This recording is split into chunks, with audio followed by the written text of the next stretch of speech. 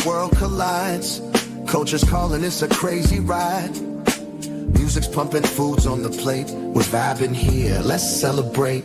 Echo and Essence, we keep it real. Talking about the way we feel. Essence, Essence. From the beats to the love we share. Everything in between we care. Essence, Essence. Yeah. Uncle Freezy, vibing all night and all day. Coach Malpica, always something to say. Our main man in the cut, he is Soul Finger. DSJ always showing up as the soulful singer. Ron, Bully and Corey always being so thorough. Don't forget from that ain't rap Triborough. It's not just water. Echo and Essence, we keep it real. Talking about the way we feel. Essence, Essence.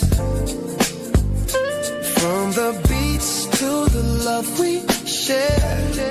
Everything in between we care. Essence, Essence. It's not just talk, it's how we groove. Life's a rhythm, we all move. Spin the wheel, what's next to see? Culture flowing endlessly. Echo and Essence, we keep it real. Talking about the way we feel. Essence, Essence. From the beats to the love we share. Everything in between we care. Essence, Essence.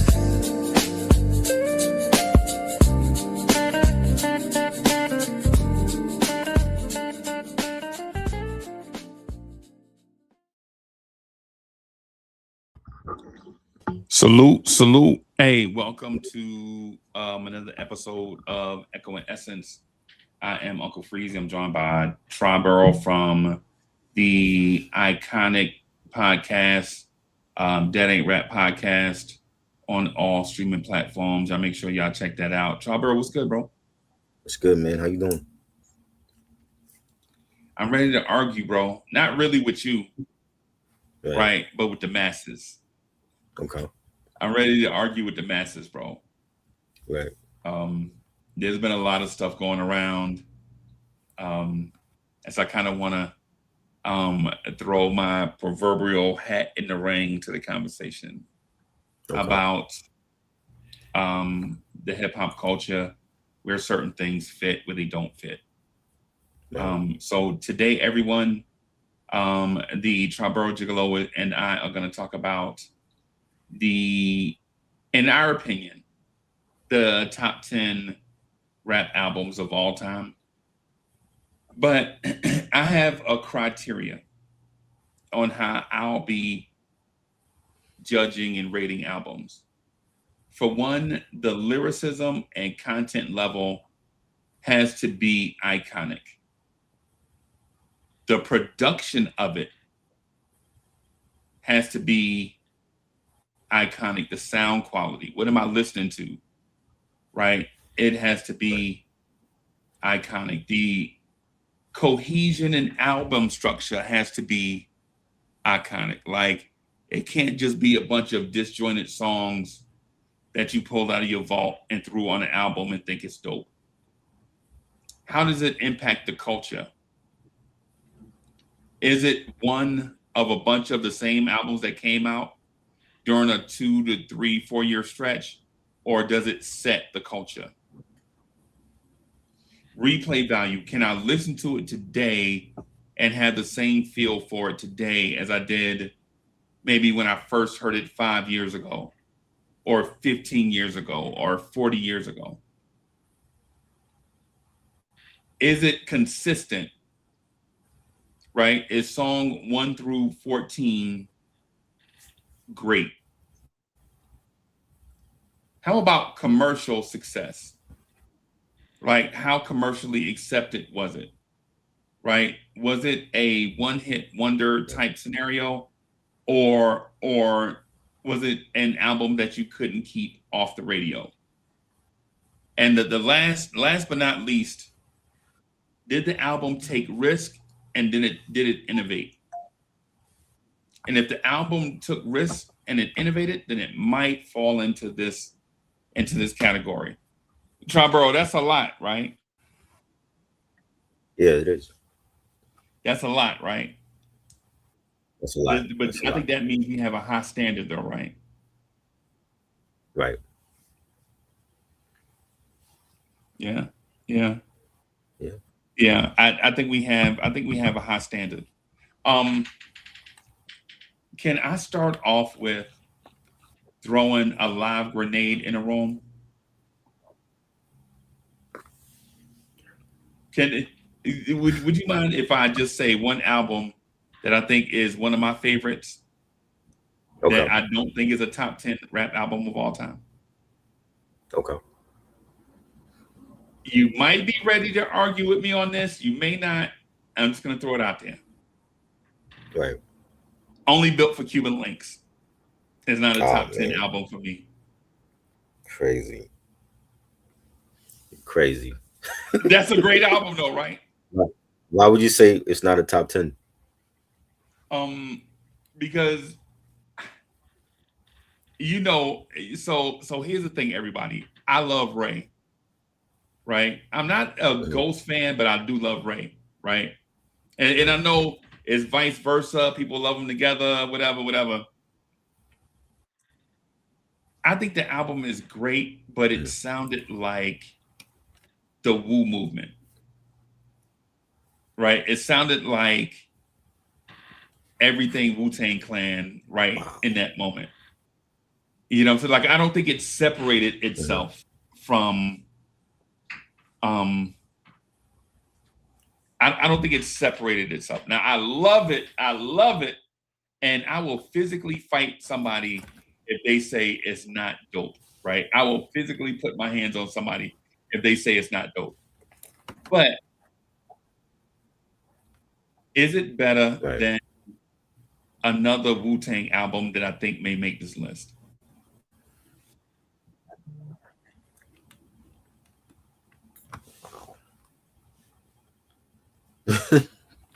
That's crazy, Young. To me, it has to make it though. I mean, RZA in his bag, production.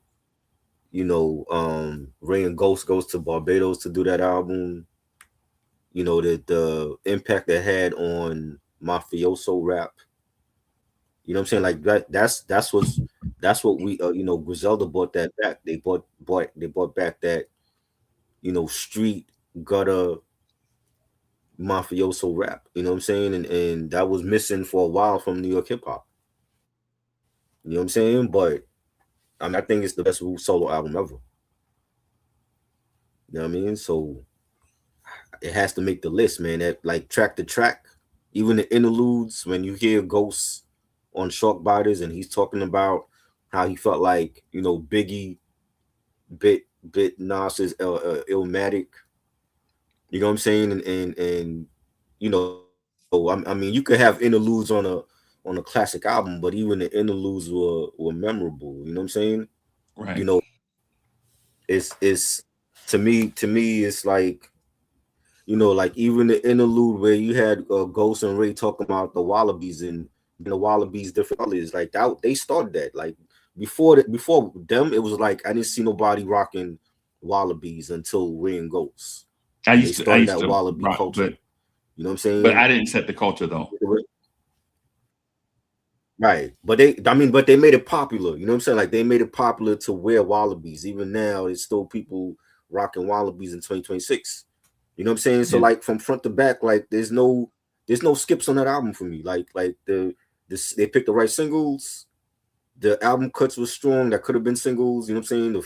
The features, it was all Wu-Tang. The only one exception was Nas. That's how great he was. We got to get Nas on Verbal Intercourse.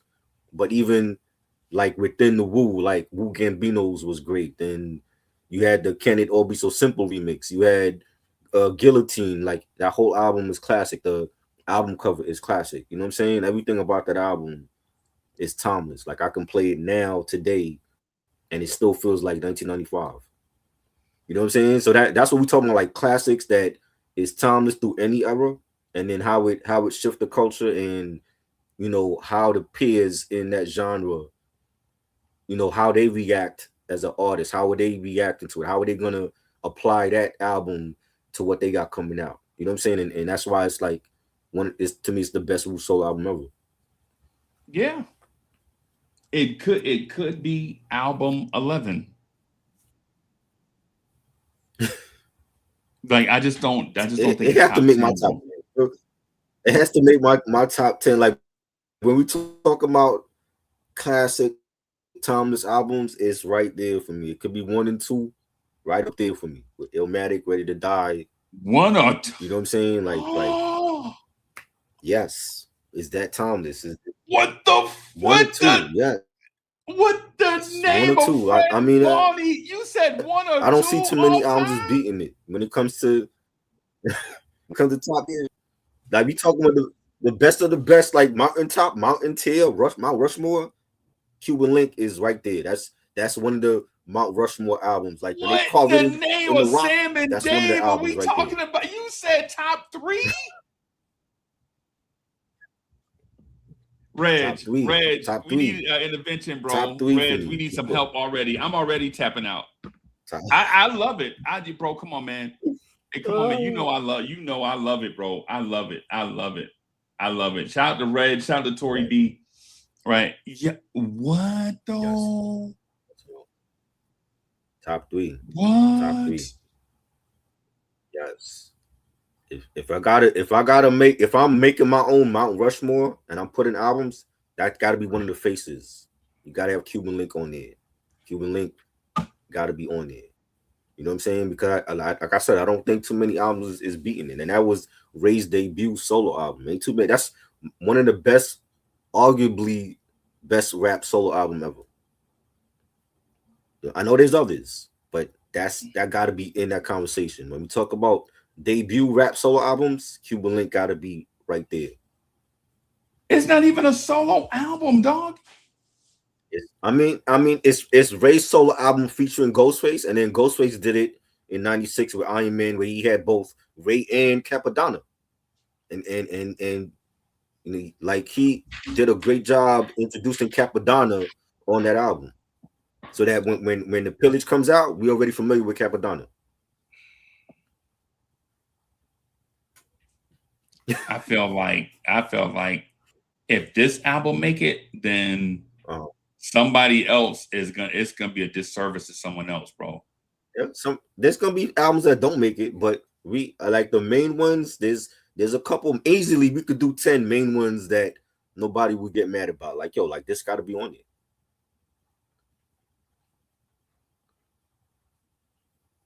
Yeah, I'm a man, bro, but bro, you about to make me clutch my pearls, bro. Like oh my God. You about to make me clutch my pearls, bro. Like, yo, what? Yeah. Hey, and Reg, listen, don't come in here instigating, bro. Reg, I know Reg do this all the time. Like, hey, chat, everybody, like me, Reg, Triborough, and a bunch of others, we cool. But every time Reg show up, he don't never disagree with Triborough, bro. Like Triborough, his man, 50 grand. He don't never disagree with Triborough, bro. We definitely disagree on things, so it's definitely not true at all. Reg, it's okay to be on the other side, brother. No, why wouldn't you? Who would disagree with Cuban Link? Cuban Link is like, it's not time. When we think Wu solo, is Cuban Link first for me before anybody else. Bro, I have a suspicion I'm that there are gonna be some albums that should be here that won't make it.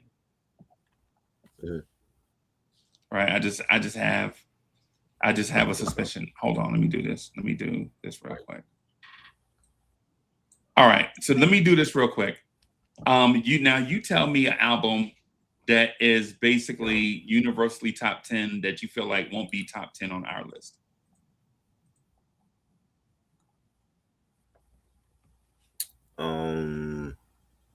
Aquemini. I think Aquemini might not be on the list. You know what I'm saying? I mean, a Criminal is great. I love it. That's not my favorite Outkast album though. But a Criminal is like considered their best album.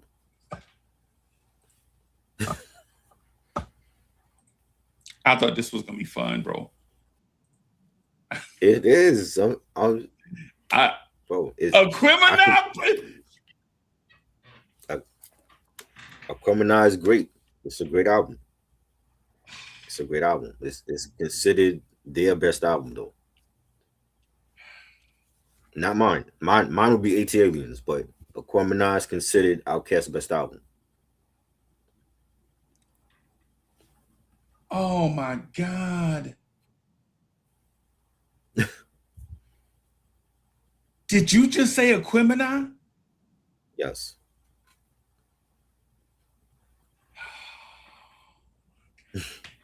Is this gonna be a New York City hip hop list, bro?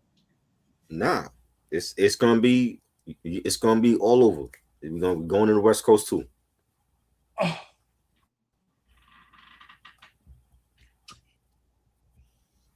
Okay. All right. Before I go any further, bro,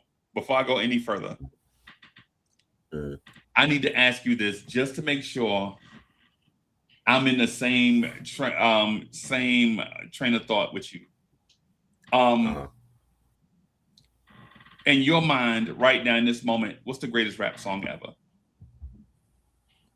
Oh man, I don't know. It's so many, man. Greatest rap song ever. I don't know. Yeah, it's too many. Too many. Just want to get a sense of what we talk about. There's too many. I would say like I love The Message. You know, Grandmaster Flash and Furious 5. I think that's one of the best rap songs ever. Like the storytelling, the beat. It's been sampled so many times. You know what I'm saying? I never get tired of hearing it, even though it's from like the 80s. Never get tired of hearing it. You know what I'm saying? It's too many. It's too many. Rapper's Delight. Biggie, One More Chance remix. It's too many. All right. So right now, in this moment that we sit right now in this moment, I think the greatest rap song ever, and this is just me saying right now, right? It can change because you know how moods change, everything, right? Right now, I think Shook One's Part 2 is the greatest rap song ever. Okay. Right. Right. That's because it presents you with great production. It presents you with the griminess. It presents you with the dirty street youth movement that a lot of us into hip hop. A lot of us into hip hop at an early age because of that street element and griminess, right? And Shook One's Part 2, while it may not be Mobb Deep's best song or highest charting song, I feel like right now in this moment, the lyricism of Shook One's Part 2, the production of Shook One's Part 2, and the relations between young urban city kids and the listeners on the radio connected in a way that you're like, at the time that you first heard Shook One's Part 2, you may have been Prodigy in that moment. You may have been like a 17-year-old dude, you know, or 17-year-old, whatever, 17 years old. And you're like you're doing like adult stuff. You living an adult life as a 16, 17, 18-year-old when you should just be a kid, but your environment makes you grow up too early. Right. And then you got the havoc on the production. Yeah. Like, he was great. And so I'm just want to give you notice when I said the greatest rap song ever, I didn't say Push It by Salt and Pepper. Right. I didn't say The Show by Dougie Fresh. I didn't say apple bottom jeans, boots with the fur. I guess this will give you the mindset that I'm in as I make this list. Right. Now, I love all those songs that I just mentioned. Right. But when we talk about the creme de la creme, I think there is a thing. Right. Right. Here's my thing, though. Here's my thing on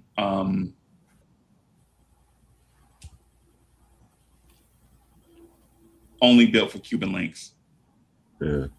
I had heard so much mafioso rap before that just hearing Raekwon do it, I think he just did what other mafioso rappers did. He just did it better. That's my thing with it. I love it. I just think he did a great thing better than the guys before him that were doing it better. Right? Like, do I think he innovated? No, he didn't innovate. He didn't innovate. Schoolie D started this, then Coogee Rap took it to another level, and then a lot of people were doing it, and then Ray took this thing and put it on Mount Rushmore. Right. That's my belief. See, but the thing is, when you mention mafioso rap, it becomes a subgenre of the genre because of, like, you know, Ray and Ghost, AZ, Nas when he was in his Escobar era. You know what I'm saying? Right. And when you like Scarface the movie, like, they mentioned Ray that album. They didn't mention Coogee Rap. You know what I'm saying? They didn't mention Schoolie D. They mentioned Cuban Link, because Cuban Link played a big part in how we viewed Scarface, the movie. You know what I'm saying? So it was like, that was like the Scarface on wax for us, was Cuban Link. Like, since, you know, if you look at it like as a movie, he should have done a movie for that. If he had a movie, it would be Scarface. You know what I'm saying? I don't disagree. I felt like the album was Francis Ford Coppola. I don't disagree with you. But did it innovate? Yes. Did it create something new? The artist coming out after, even though he didn't start mafioso rap, but the artist coming out after, they either they were in the building when that album came out, or they grew up on that album, and that's what influenced them to do mafioso rap or close to it. It's albums like that, AZ Do or Die, you know, the Firm album. You know what I'm saying? It's certain albums, even Smooth the Hustler. There's certain albums that come out, and you know that it had a major effect on the genre and the artists coming out, and how it affected them. You know what I'm saying? It's certain albums, like game changing albums, like even Lauryn Hill, and people will debate this forever. Is it R&B? Is it rap? It's both. It was a game changing album. And you know, when we look at artists like Drake and how he go about doing his music, Lauryn Hill was doing that before Drake. Both being able to both sing and rap and go from different genres, and she did it great. Even with one album, she did it great.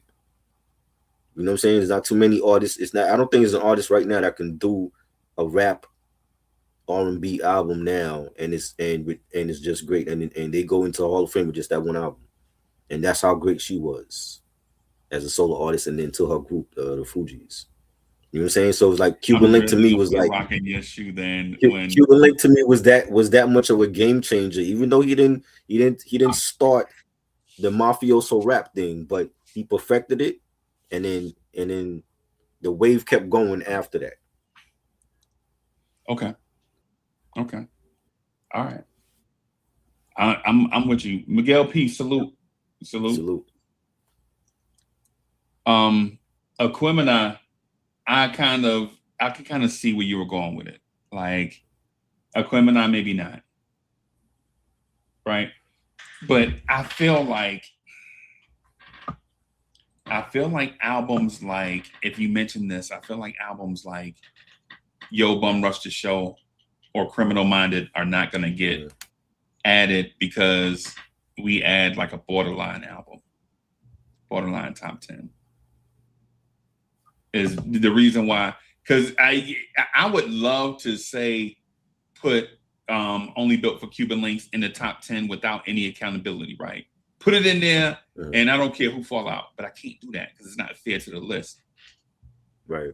Yeah, because if I do that, then we'll sound like Complex or somebody who just make random ass lists for no reason. Right. You know what I'm saying? Yeah. So, yeah. I don't know. The albums we putting on here it's no borderline. Like Aquemini could be on the list. I mean, but I feel like that's considered the majority would be like that's their best album. But then you have the Outkast fans might love Stankonia, they might love Speaker Box Love Below, or like for me, I love AT Aliens more. You know what I'm saying? So I'm like, yeah, Aquemini is classic, but I feel like I don't know if everybody would agree that it's, you know what I'm saying? Like all together that should be that one should be on the list.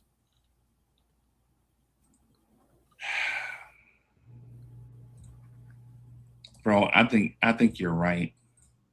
Right. I think you're right in a sense. Especially this Aquemini, as I look back on it, I think I agree with you. Right. My only thing though is it's hard not to put some of these albums on here, dog. You know what I mean? I know. Yeah. Like, but you only get 10 spots, right? Right. All right. So let me ask you this. Mm-hmm. What album is a must, has to be on this list? College Dropout has to be on here. That is Kanye West. If there's one album, I mean, he has multiple classics too. But if there's one album, the album that made him is College Dropout from out the gate. Like to be a producer that even his own label didn't believe in him. Jay, they wasn't rushing to sign him to Rockefeller as an artist. They signed him as a producer for what he did on the Blueprint and made the Blueprint the classic Jay-Z album. But as an artist, he had to go out there and prove himself on the mixtape scene. And he has the car accident. He breaks his jaw. He got his jaw wired and still with his jaw wired came out with Through the Wire and samples the classic Shaka Khan song and makes that single a classic, and then comes out with the mixtapes, I'm Good and Get Well Soon, and then has that buzz on the mixtape scene, and he's underground, but he has mainstream appeal. So he had the credibility from the underground scene, Talib Kweli and Mos Def, and he has mainstream appeal though. You know what I'm saying? The Louis Vuitton Don, we see him rocking the polo stuff, the Louis backpack and all that, and he has bars. Bro, I remember $900, bro. Huh? They don't sell on the Louis website $900. Right. A Louis backpack, bro. I'm in my 50s, dog. He was doing it. He was rocking the polo rugbies and had the Louis backpack, and he had his own swag and coming from Chicago. And we know, like, we never seen a Midwest artist like that. He was like almost like he was from New York. Like I remember, when Twister come out and the Brat and Common, but it's like Kanye coming from Chicago, and he almost was like a New York cat. Yeah, Crucial Conflict, and he almost was like one of us, but he had that the Ruckus Records, cosign, and then once you have that, you already got the Backpackers. You know what I'm saying? They co-signing you, and then you're doing the mainstream stuff for Jay, right? You're doing the mainstream stuff for Jay on Blueprint. You know what I'm saying? And then it's like he had to prove himself as an artist to the point where they had to give him a contract, and they gave him the Rockefeller chain. All this is in the Genius documentary on Netflix, so he talked about all that. You know what I'm saying? Going up to the Rockefeller offices every day and playing the music, and he was working on College Dropout for years before it came out, and finally bringing his vision to life where it comes out, and it's one of the best albums ever in rap history. You know what I'm saying? Coming out with Jesus Walks. Yeah. I agree with you. I agree with you 99% on Kanye. The other 1% don't matter. Maybe it's me being petty. Right. I agree with you. Now, my ranking of the College Dropout, I think my personal belief today is that the College Dropout is a top 5 rap album of all time. Right. Now, the climb from number 5 to number 1, every step deserves a 2-hour show. Like, why would number 5 a better album than number 4? Right. I think those deserve like conversations for hip hop historians and music lovers. Right. Give an example. Is the College Dropout better than the Miseducation of Lauryn Hill? And I already know what people are going to say. Man, you know, that album is a different kind of album. No. If we consider it a rap album, it'll get judged like a rap album, or it won't be on this list. Right. If you fit the criteria, then it'll be judged like other albums that are on this list. Right. But here's the thing, Try. I'm with you. I'm making a list behind the scenes. You can't see it, but right now I'm listing Kanye West, and if I can spell the word West, Kanye West, and if I can spell, what's wrong with my spelling? The College Dropout. Yeah, my spelling is terrible. Maybe I need a new keyboard. All right. So here's my thing. I'm gonna mention an album. Yo, did he say Ray, what's good, bro? Did he say Illmatic? Hey, Miguel P said Illmatic number 1. We gotta have a conversation, dog. That has to be there. We're gonna have to Miguel P, we're gonna have a real conversation about Illmatic. And it being number 1. That has to be there. That has to be there. Right, number 1, number 2, whatever. It has to be on the list. Here's an album. I'm going to mention an album that I think is not only top 10, I think it's top 8. But I think most music fans or rap fans are going to dismiss it out of hand. Okay. Right? I think Ice Cube's album, Death Certificate, is the greatest West Coast album ever.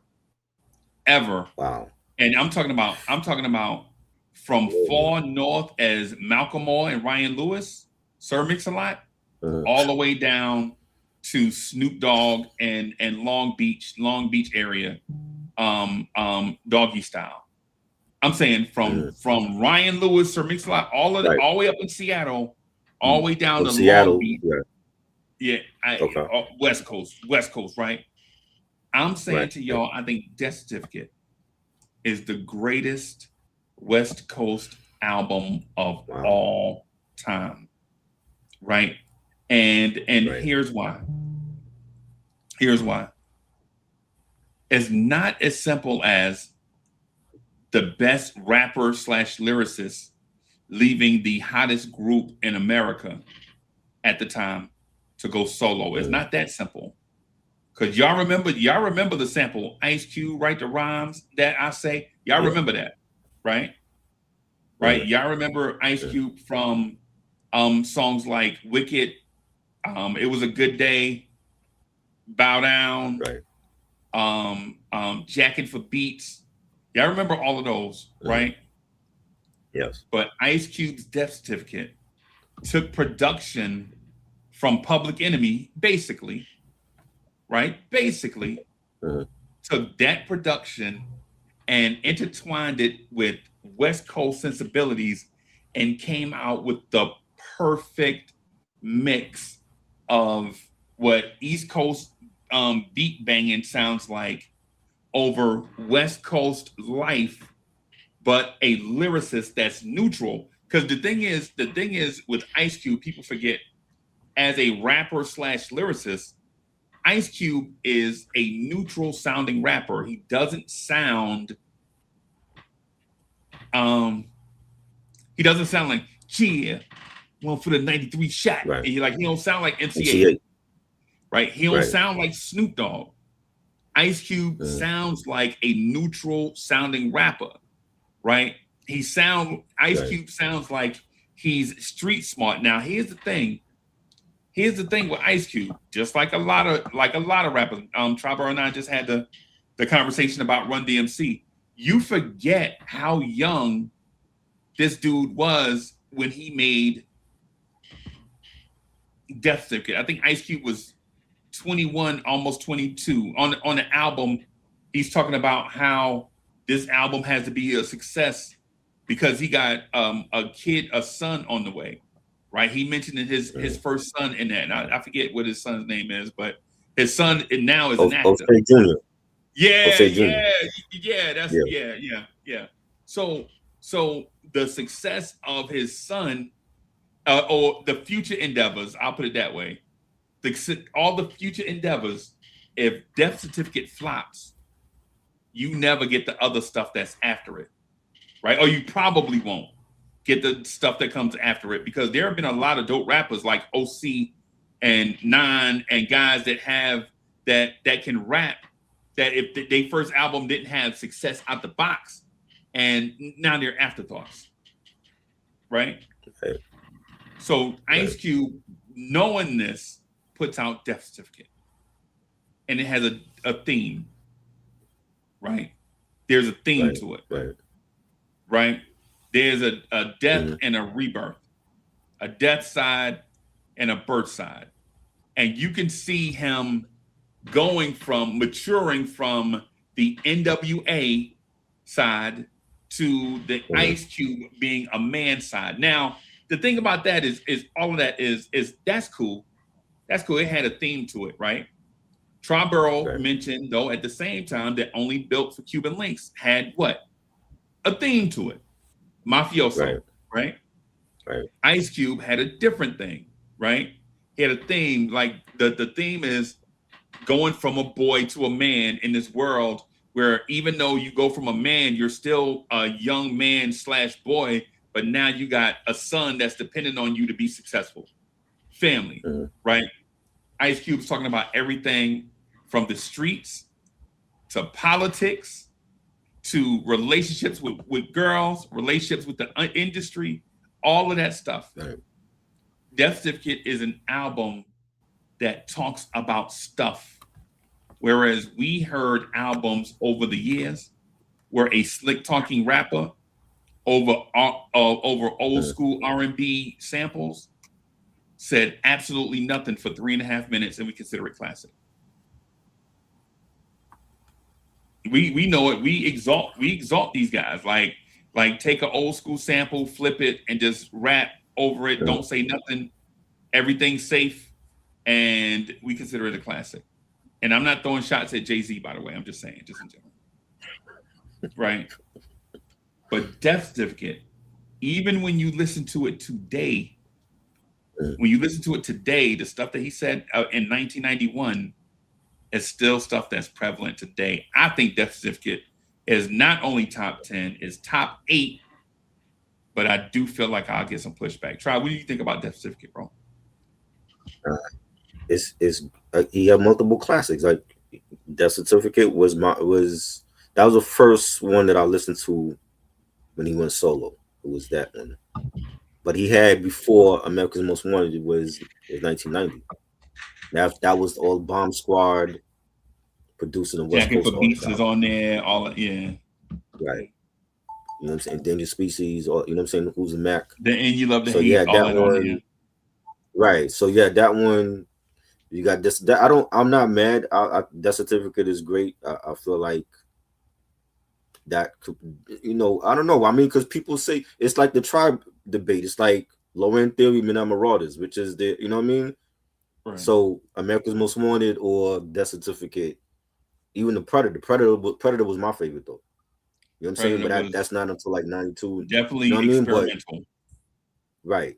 Death Certificate being that, I feel like that could be like his magnum opus album. You know what I'm His saying? Sgt. Pepper. Solo.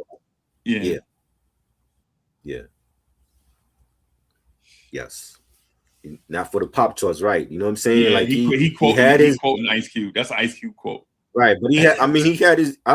He had his joints that sometimes radio played it, sometimes they didn't. Like they didn't play Steady Mobbin'. Steady Mobbin' was one of my favorite joints. Yeah, but they didn't play that on the radio. But they did play It Was a Good Day. They played, True to the Game. Be True to the Game. Right, Bop Gun, because he had George Clinton on that. You know what I'm saying? Yeah. So it was like New York radio was different. It was like they played some joints, they didn't play all the joints for me. Right. No doubt. Right. I'm gonna list Death Certificate at 10. Right. I'm gonna list it at 10 because I feel like there'll be other West Coast albums that we may talk about. But I do feel like Death Certificate has to be in the conversation. Yeah. Is there another album you feel like absolutely has to be on the list? Like there's a slam dunk album that has to be on the list? Ready to Die. That has to be on there. Ready to Die has to be on there. Yes. that has to be on there. Like, again, another classic rap debut album, on Bad Boy. Like without Biggie, there might not be a Bad Boy. Like Biggie, to me, was the face of Bad Boy. I love Biggie. I just felt like he never said nothing. No, don't do that. That's not true. That is not true. Biggie Everyday struggle. Everyday struggle. When you hear that song and he's talking that's about, my joint. I don't want to live no more. Huh? That's my joint. That's one of my favorite joints off Ready to Die. The intro struggle. to it is crazy. When you hear, it's like elevator music. The last song, Suicidal Thoughts, produced by Lord Finesse. The last song, he literally took his life on the last track. That's like the cliffhanger, and then we go into Life After Death. Like that was a great ending for an album. He's on the phone with Puff, and you know what I'm saying? Like that, we didn't hear nothing like that before. You know what I'm saying? Like to have a rapper from Brooklyn on his debut album, literally like shoots himself on the last record, and we don't know if he's dead or not. You know what I'm saying? And that was brilliant. Like that's a classic, a standout track from that album. Unbelievable. The Primo joint. Unbelievable. Fire. Primo making it in like a couple of minutes, and he had nothing for Biggie. He's like, yo, let me make this. We threw the R. Kelly sample on there. That's my favorite track on there. Love Unbelievable. The one with Chance remix. Everybody Big R. Kelly is like peanut butter and jelly, bro. Bro, the one with Chance, I could probably do it, like quote every bar from One with Chance. Like that's how much they played it. Like it was everywhere. It was coming out of people's cars. It was on the radio. It was everywhere. The video. You know what I'm saying? Things Done Changed. Machine Gun Funk. Like every track on there was classic. You know what I'm saying? Like I think that has to be on the list. With Cuban Link, with Illmatic, that has to be on here. All right. Where are you ranking it? Where are you ranking Ready to Die? I'm top 3. I gotta be 2 or 3. Top 3. Top 3. I know Illmatic gonna be 1. Illmatic is not gonna be 1, bro. Illmatic gonna be 1, and after Illmatic is Cuban Link and Ready to Die for me. We got to have the conversation, bro. Okay. Like you already parking. Oh, okay. All right. Okay. Let's do this. Let's do this. Let me ask you. Illmatic is the greatest album of all time. Nobody close, right? Hands down. I didn't say that. No. I'm saying it's Illmatic 1 and Cuban Link 2. Ready to Die 3. No, I'm asking you. Is there a contender for the Yes. greatest album of all time with Illmatic is what I'm asking. We talking about them right now. Cuban Link, Ready to Wait Die. a minute! You say Only Built for Cuban Links is the greatest album Yes. ever? We having a conversation about who should be number one. Illmatic, people gonna say number one, but I feel like there's contenders for that number one spot. Cuban Link, Ready to Die. There's others, but right now we talking about Ready to Die. I feel like that could be easily number one, between 1 and 3. I don't think it goes lower than that. Like if you say it goes number 6, that's crazy. Like 1 and 3 right now. Illmatic, Cuban Link, Ready to Die. I can't believe what I'm hearing, bro. There's others. We didn't even get to the West Coast, the other West Coast ones. You mentioned Death Certificate. I was thinking Chronic and Doggy Style.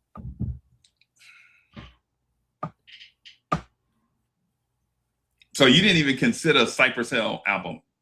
That's coming up. Hey, don't miss out on what you're passing. You're missing the Buddha of the Funky Buddha. The Buddha of the Temples. So come on, it's Cypress starts to kick it. So you didn't even consider Cypress Hill then? They first 3 easily are classics, but which one you put in on the top 10? Is it the first one? Is it Black Sunday? The first is it one. Temples of Boom was a classic album. That was a classic one. A lot of the first one, bro. Again, but the same thing I said about Outkast. Aquemini, the majority say that's their best album. ATL is mine, right? Yeah. Cypress Hill, the majority says Temples of Boom. For me, it was Black Sunday, but all 3 of them were classic. So which one is going on the list? Insane in the Brain, right? Which one is going on the list? The first one I love the first one, but is that going on the list? I feel like the Alcoholics album is better than Black Sunday, bro. The Alcoholics album with Only When I'm Drunk. Yes, yeah. I love that one. I like Black Sunday more because it had more of an alternative sound. They had an alternative audience at that point. So it was you have your rap and your rock on that album. You know what I'm saying? So that's what I'm saying. Is like some of these conversations is like. Because the when we get to Tribe, Low End Theory or Midnight Marauders, which one's making a list? Both. If you have 10 spots, you got to give a spot to somebody. You got to give a spot to somebody. BOTH, bro. When it comes to Tupac, which one's making the list? Me Against the World, All Eyes on Me. I don't think Tupac making a list. You crazy. He got to make the list. I don't think Tupac making a list, bro. I said it with my chest. I said Ice Cube had the best West Coast World. I'm going with Me Against the World. Me Against the World have to make that list. Nah, man. That to me is like his best one. Wait a minute. Me Against the World is the one with back in elementary. I strived on misery. Yes. On something to dying breed. So many tears, until I got the thug life headed on my chest. Yes. Huh? So many tears, Temptations, Lord Knows, If I Die Tonight, Dear Mama. Old School, Dear Mama, that has to make the list. Nah. Yo, I'm gonna be up here like Finesse 2 times, bro. We're gonna be here for a minute then, because, bro. What? Yes. We got All Eyes on Me. I can't deny it. It can't just be a New York. Yo, if it was gonna be a New York list, it'd be easy to pick. If it's gonna be all regions, then we gotta include Pac. Pac got to be on that list because he has multiple classics. See, this is where the list get crazy because now in this conversation, we gonna say albums like the DOC only album is not even in the conversation. You know what I'm saying? It can be mentioned. See what 10, I mean? Top 10. Top 10. This is top 10. This is not top 20. Top 10. The best of the best. I'm sorry, y'all, but Murder Music ain't gonna make it, y'all. Mobb Deep they got at least 3 classics. Which one is making it? Is it Infamous? Is it Hell on Earth? Is it Murder? But you just said Murder Music not making it, so it's not that. I'm going with Infamous. Infamous let me do this. So you said, okay, so let me put Raekwon 2.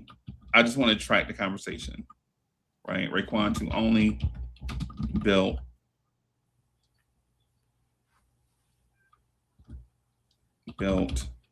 for Cuban links.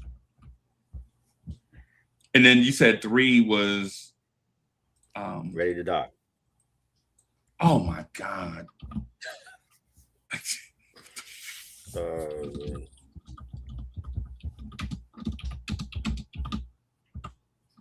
Bro, he didn't say nothing on the whole album. What are you talking about? He didn't say nothing, bro. Are you crazy? Big didn't on say Juicy? He didn't say nothing on the just whole on Juicy alone. Just on Juicy alone, he's describing his whole life in Bed-Stuy on Juicy. He sounded tired on there, bro.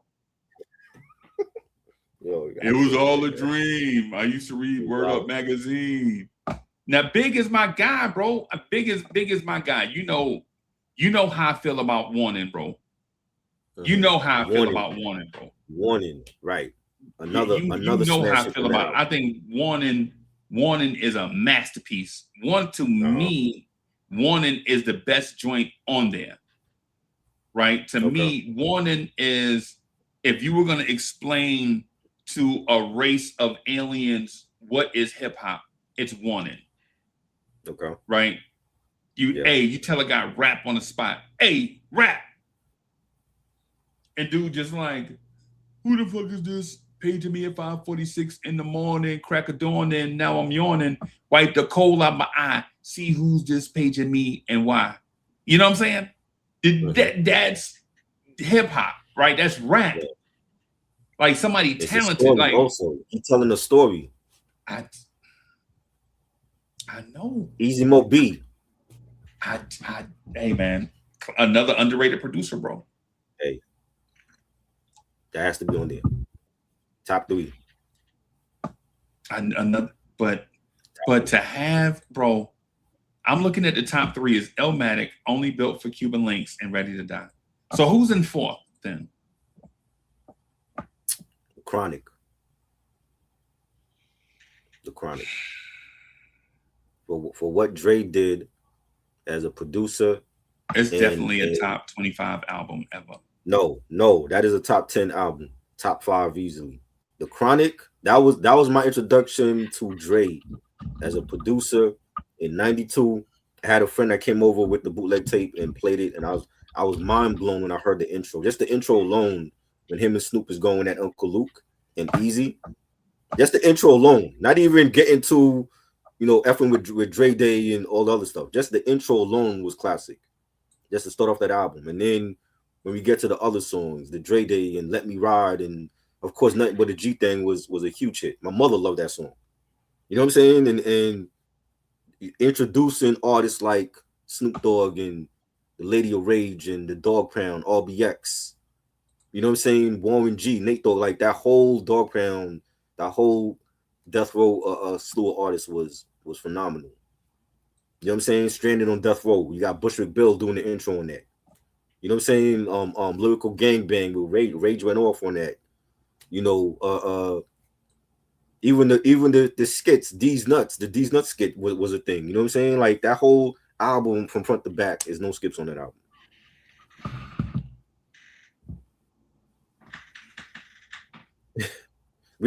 Like 10 is not enough, yo, because it's gonna be too many debates on who should be on it and who's not. Public Enemy should definitely be on it. Again, but which album you going with? Nation of Millions, Flavor Black Planet, Apocalypse 91. I'm gonna just go with the top 10 albums ever, bro. Everybody's not making it. Top 10 is always going to be a debate because there's going to be albums left off. We got 4 spots left. Gangstar. Yeah, Gangstar. I'm gonna let you do the bro. I'm gonna let you pick so they can get mad at you. I'm gonna let you pick the rest. Bro, you because already know. It's just too many. It's just too many. It's too many great ones that I feel like could be in the top 10.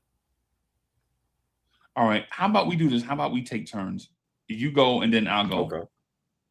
Okay. I already set like 3 right there. Yo, I know Tory B ain't. Yo, if me and Tory B was doing this list, I already know the list would have been bonkers already.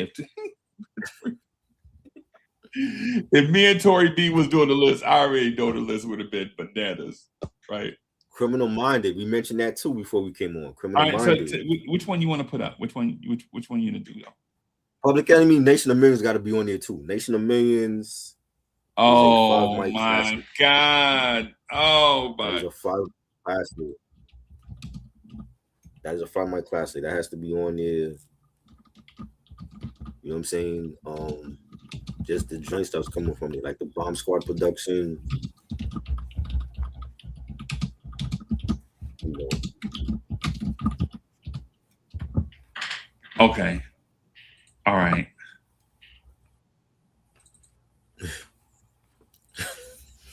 She said no Kanye in the top 10. That's crazy, yo. Kanye got to be there. All right. So I'm gonna add Lauryn Hill. Right. You added Lauryn Hill and you don't even like Lauryn Hill like that. I like Lauryn Hill. I just with a conversation. But you don't feel like she should be in the Hall of Fame though, right? You don't feel like she's a Hall of Famer? No, hell no. You're crazy. No, you gotta have without Lauryn, the score don't go 10 million because Wyclef and Pras ain't doing it. That's one album, bro. Lauryn is the meat and potatoes of the Fugees, and she gave us a game-changing debut solo album.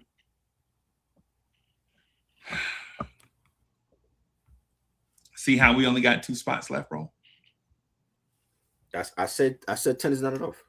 I said 10 is not enough. It's a top 10 list, dog. I know, but it's every album ain't gonna make it. Slick Rick got a classic that should be on there. You know what I'm saying? Big Daddy Kane got a classic that should be on there. Yeah, neither of them are top 10, though. Big Daddy Kane first album not a top 10? That's not a top 10 album. Big Daddy Kane first album is not a top 10 album to you? No, it's not. You're crazy. Big Daddy Kane first album? Now the second Big Daddy Kane album, the one with I go to work, I get the job done on it. I think it's better. That it was more songs on that. It was great. Yeah, that's his 2 classics. But which one, if any, is making it? Is it the second Big Daddy one or the Kane first don't have one? a top 10 album. I disagree. Yeah, because we didn't even get to Eric B. and Rakim, Kool G Rap and DJ Polo. Do they have a top 10? No. Wow. So Paid in Full is not a top 10 album to you? Yeah, Paid in Full is the greatest album ever, in my opinion. So then it's a top 10 album. I just didn't get it. No, I'm saying I didn't get a chance to say that, though, is what I'm getting at. Oh. Yeah, I wouldn't hide it. It's just, you know what I'm saying? In fairness to each album, we got to talk about the greatness of each album. You know what I'm saying? Okay. I think Paid in Full is the greatest rap album of all time, followed closely, and I mean closely, by Criminal Minded. Okay. Right? Followed closely by Criminal Minded, right? Like, to me, right. Criminal Minded is the line of demarcation. Because, okay, so here's the thing. There's a line in the sand, right? There's a time where people were like, I'm the king of rock. There is none higher. And then the very next year, you got Criminal Minded. You've been blinded, looking for a star like mine. You can't find it. They are the audience. I am the lyricist. Sucker try to bite, but they cannot sound like this, right? You go from I'm the king of Mom's cooking chicken and collard greens to Criminal Minded. You've been blinded, looking for a star like mine. You can't find it. Like, legit, Criminal Minded is the AC, is the BC and AD of hip hop.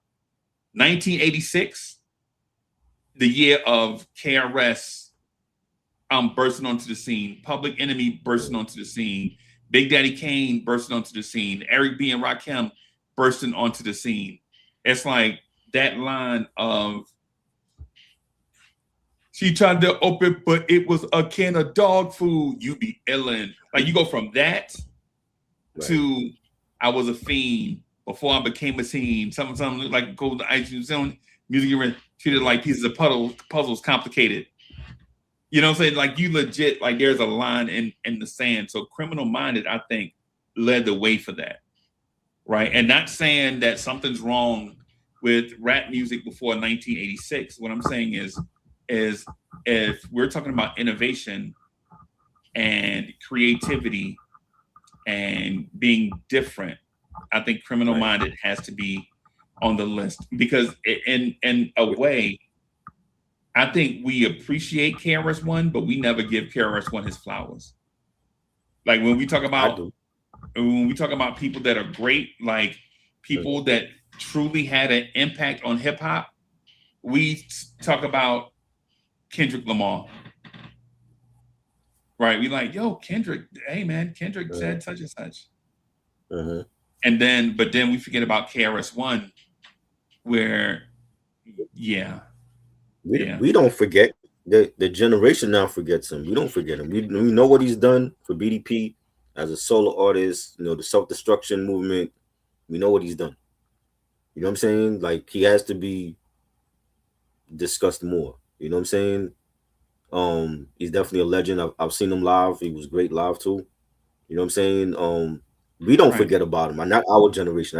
I feel like it's the young generation coming up that don't know him, or they refuse to know who he is.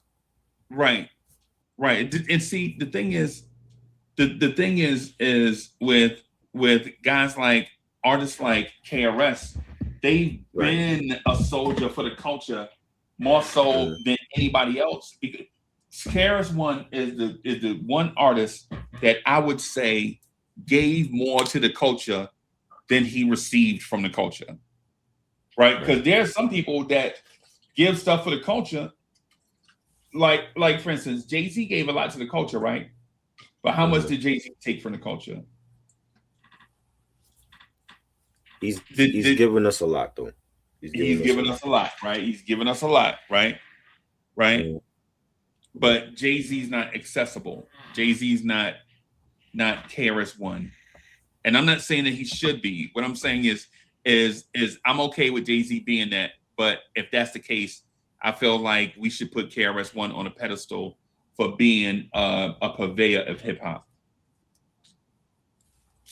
Is what I'm saying. Tory B says he's from the South Bronx. Yeah, we didn't even mention Big Pun, another Bronx legend. Big Pun first album, Capital Punishment, is classic. It was all right. It was okay. No, I said it was all right. It was all right, huh?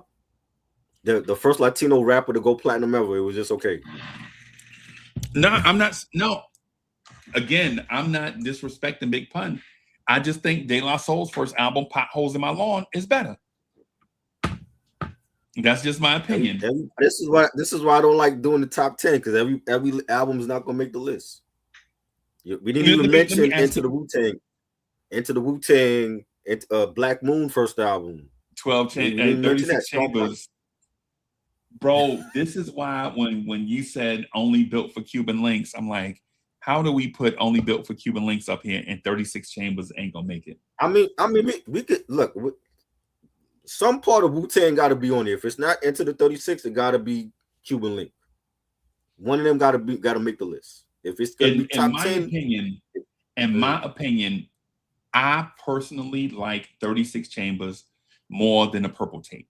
Now, with that said, if I say I like one thing more, doesn't mean I hate or dislike the other. I'm saying if one thing is great, then the other thing I like more is greater. Is basically what I'm getting at. Like I'm not knocking Ray. I mentioned that in the very beginning. Y'all know I love Ray. Ray is my second favorite Wu-Tang member. Right? Ray is my second favorite Wu-Tang member. But at the same time, man, a top 10 list, somebody can't make it, dog. Everybody can't make it. That's what I said. There's no De La on the list. There's no Tribe, no Black Moon. Is a lot. No There's a lot. Jay-Z on the list. There's no Jay. There's no. How does no Jay? There's no Jay-Z on the list. Bro, I was trying. Bro, Everybody I was can't trying make to it. This see is why- that, bro. Top 10 is never going to be enough for top 10. Now, if it was top 10, if we say top 10 of like a decade, I don't even know if that would be easier. You know what I'm saying? But it's never going to be enough. You know what I'm saying? Like top 10 is just hard to just pick. Bro, I'm saying, man, no disrespect, but there's nothing wrong with being number 11, dog. Well, Tori says Lauryn Hill's got to come off the list. So if Lauryn Hill come off the list, who No, replacing Lauryn Hill? that's rap. It's rap, bro. It's both. It's not all rap though. It's rap. It's R&B as well on there. So what category do you put the Miseducation Lauryn Hill in? It's both. It's both. See what I mean? It's both rap and R&B. It's both. It's not R&B, bro. It's not a full rap album. It's not a full R&B album. It's neo. So it's not even It's not a full R&B. R&B album. It's not a full rap album. Yeah, that's what I'm saying. It's a rap Neo album because Soul. she It's rap because Neo she Soul. She didn't come out as a singer, bro. She came out as a rapper. No. She was a rap artist when she made this album.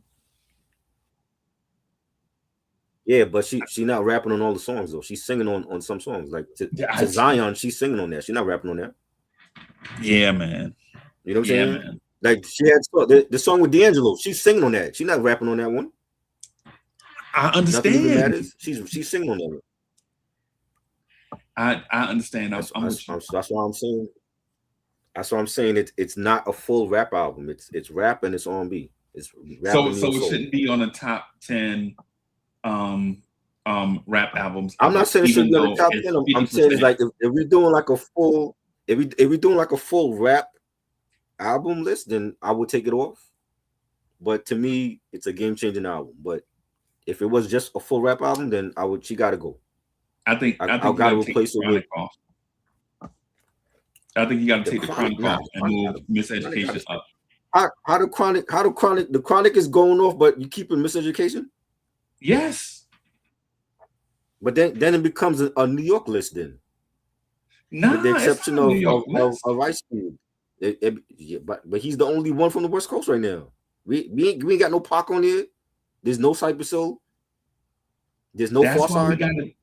I know. That's what I was saying. We had to be careful about who we put on the list, bro. Like legit. You put Lauryn Hill on the list. I said it was great. I just said it was like it's a game changer. I ain't put it on the list though. That was your choice. Which one? I'm sorry. The Lauryn Hill album. That was your choice. Yeah. And Ice Cube. Tori B said I gotta stop doing lists. I'm bad. I'm terrible at doing lists.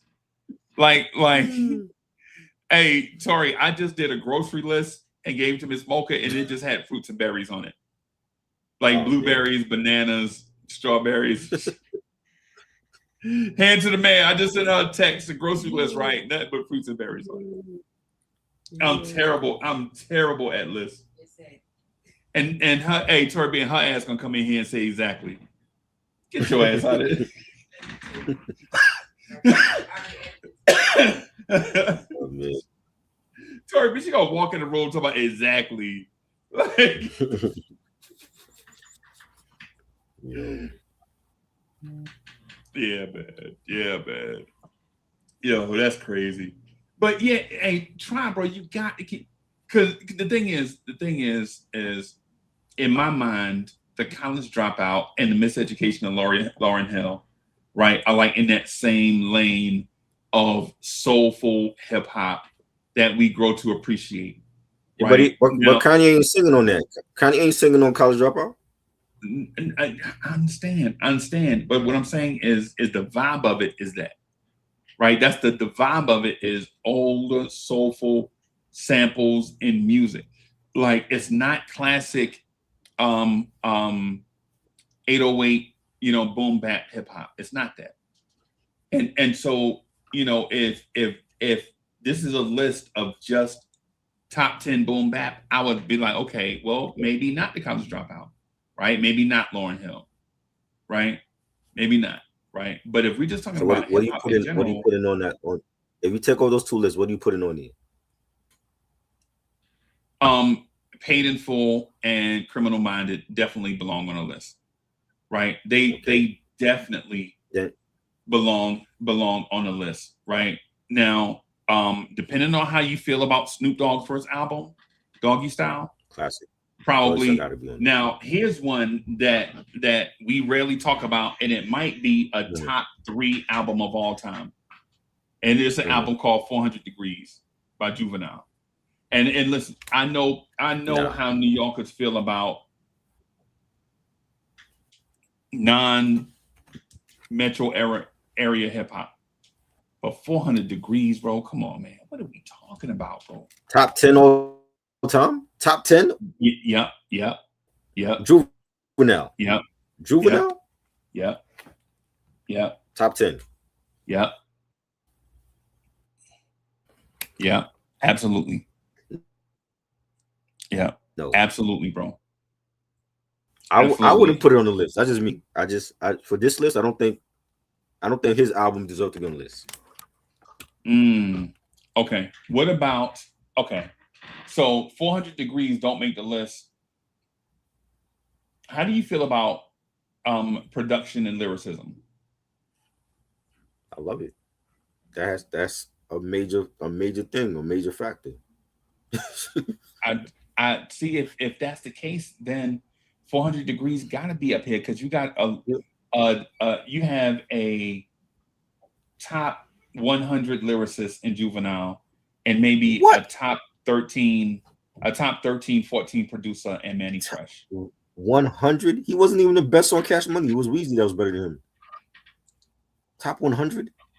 Bro, we got to go back and listen to that album together, bro. I remember what came from the album. I'm just saying for this list, I don't even think he's making it. Like Tory B said, not even top 100. I'm like, top 10? Are you crazy? 400 Degrees is not a top. Top 10? No. Maybe if we're doing top 10 Southern hip hop albums, that would make the list. But for top 10 all time, no. Nah, bro. See, we didn't even mention the Outkast album. You know what I'm saying? I mentioned Aquemini. Nah, man, Aquemini. Nah. Well, I guess it depends on how you. Yeah, no, not Aquemini. What's your favorite Outkast album? What's your favorite Outkast album? I love all the albums, bro. So you don't have a favorite? No.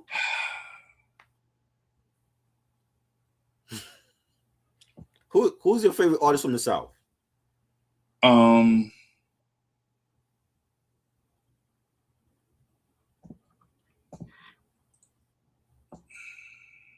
We might have to do a Southern list, like a top 10 Southern hip hop list. That's tough because that's tough, right? Because when you say from, right, Ludacris is from Chicago, lived in Atlanta. Okay. Right. Okay.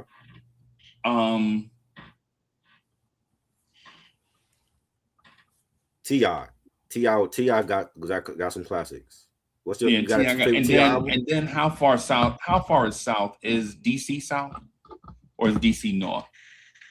That's like going toward the south, right? Like the DMV, Virginia included. Then you got the Carolinas. Or does South mean not New York? Not New York. Like the South, like this. I'm talking about like the Southern artists, like Cash Money, Swisher House, No Limit. The Atlanta artists, the Texas artists, right? Scarface. You have a favorite Scarface album?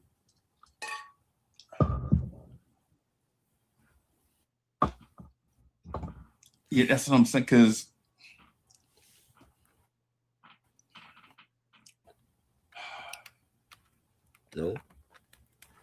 I understand what you mean. Can we do this? Can we fill in 8 and 9? What albums you feel like should be 8 and 9?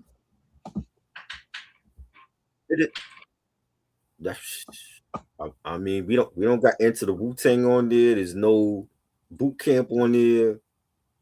Doggy Style is not on there. How was Doggy Style not on there? There's no Jay-Z. Yeah, Jay-Z ain't gonna make it, bro. Boot Camp not making it. Enter the Stage not making it. The Shining, that's not making it. No. Wow. How about we do this? Sean Price. None of Sean Price albums making it. No. Monkey Bars. Top 10 all time.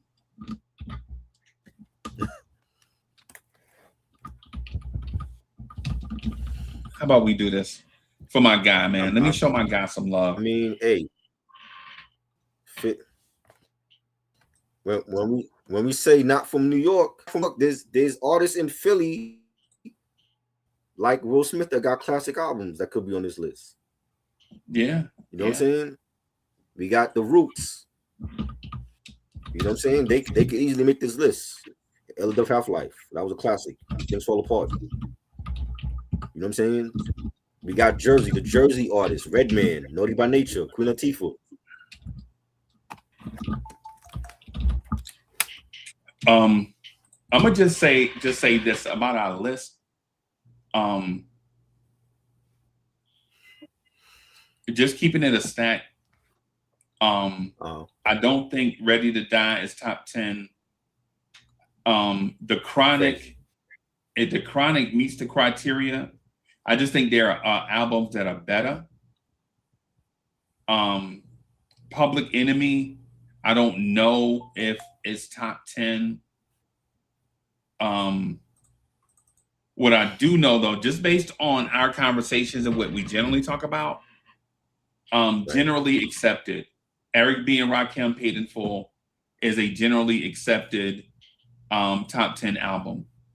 Illmatic is a generally accepted top 10 album. Right now, I think Life After Death is a better album than Ready to Die.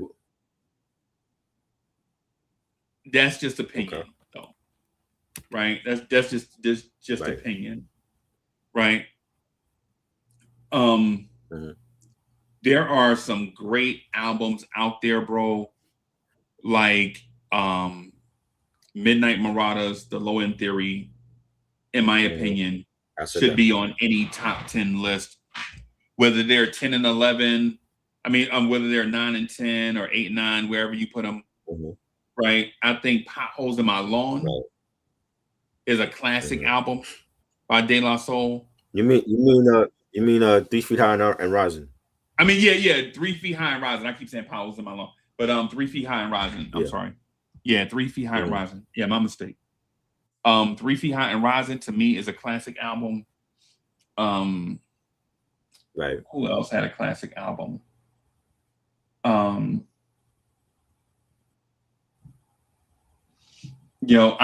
There are so many. There are some EPMD albums, like the second EPMD album. Then not the which album had It's My Thing on it? It's My Thing is the first one, Strictly Business. Strictly Business. That's the one that had K Solo on Knick Knack Paddywhack. Right. That's the one where I think the last song on the album is Knick Knack Paddywhack. It's got Kevin's Self-Organization. It's where he just on there like something. It's like a pit bull terrier or something. The more the merrier. You know what I'm saying? When he raps so long that they run out of beat, and they just letting them go. Just keep rapping. There's an EPMD album that I think is a classic. There is, and people forget about my doppelganger, who's somewhere in heaven, resting in heaven. Heavy D had a classic, a top 10 album. I think it's not Big Time. Is it Big Time? The one where him and the boys are on the stairs. The album cover is that was Big Time. I think that's a classic. I think that's probably an album that might rank somewhere between 9 and 12. I think California Love by Tupac is an album that ranks somewhere between 7 and 20, somewhere in there. Like it's definitely a strong 7, but depending on if you like West Coast or not, you might have it ranked somewhere like 16, 17, 18, but you can't deny that it's a classic rap album. Right. I think The Adventures of Slick Rick is it was a top 10 album, but as time goes by, some of the songs are like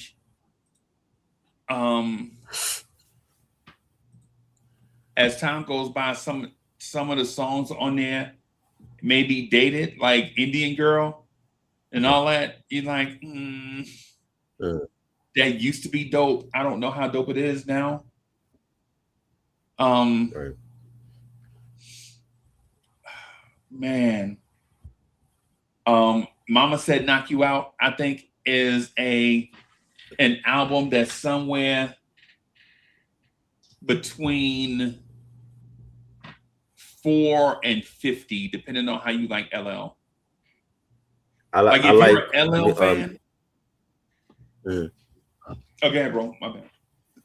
Miggy, what his comment? Like if we did it, but I think it would be easier if it was done by decades. Like if it was top 10 of the 80s, 90s, 2000s, 2010s, it would be a lot easier. Because for me, if we do like top 10 of the 2000s, College Dropout probably gonna be number 1 for me. It's gonna come down to him and Get Rich or Die Trying. Easily. Yeah. You know what I'm saying? Because there wasn't a lot of classics in the 2000s for me. I think it's College Dropout, Get Rich or Die Trying, The Minstrel Show by Little Brother, Common B. That's like the best ones. The Game documentary. After that, it's like we guessing after the top 5. I know that's why they don't have their own show, because they have 26 years of mid. Right? I mean, think about it, bro. Right. Right? Like, what artists separated themselves in the 2000s? Kanye West, 50 Cent, Rick Ross. Yeah, but even Ross. I would say Ross got a classic, and he got a couple. I would say Nelly. You know what I'm saying? I don't. You think Nelly had some top 10 albums? Nah, I wasn't a Nelly fan like that. Like I know he had big records, but I wasn't like.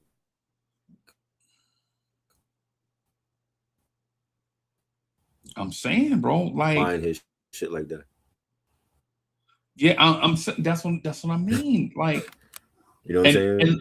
I don't have a problem with Nelly. I know Nelly can rap. Bro. I feel like the 80s one would be easy in that decade because a lot of classics came out in 88. So just from 88 alone, you got Great Adventures of Slick Rick, you got Straight Outta Compton, King first album. You know what I'm saying? It was so many out of 88. You know what I'm saying? The 80s one is gonna be easy to do, and the 2000s. The 90s one is gonna be hard to do because there's so many great albums that came from the 90s. Like half of this list now is from the 90s. You know what I'm saying? So it's like that one would have to be like top 20 of the 90s. You know what I'm saying? 2010s, yeah, 2010s is gonna be easy because for me, it's not a lot of what we talking about, like Kendrick, J. Cole, maybe a Drake album. That's about it. Not everybody was dropping classics in the 2010s.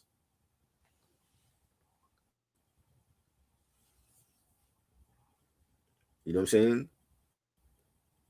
Nelly, I don't think Nelly got a classic album. I mean, you know what I'm saying? So for me, it's no. But I mean, you know, he had some big hits, but I wasn't a Nelly fan like that.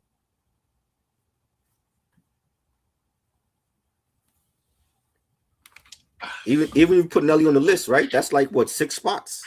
It still would be like 4 other spots we gotta fill for that list.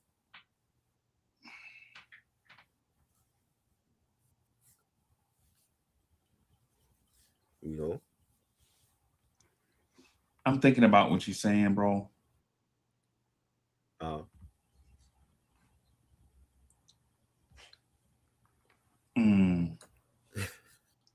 Yeah, I don't know, bro. Right? if you put Nelly on that list for 2000s, T.I. got to be on there because he had the King album. That's probably his best album. King album, Rick Ross, Teflon Don, his best album to me. Ludacris, you know, Word of Mouth or Chicken and Beer, any one of them could be on the list. You know what I'm saying? Scarface.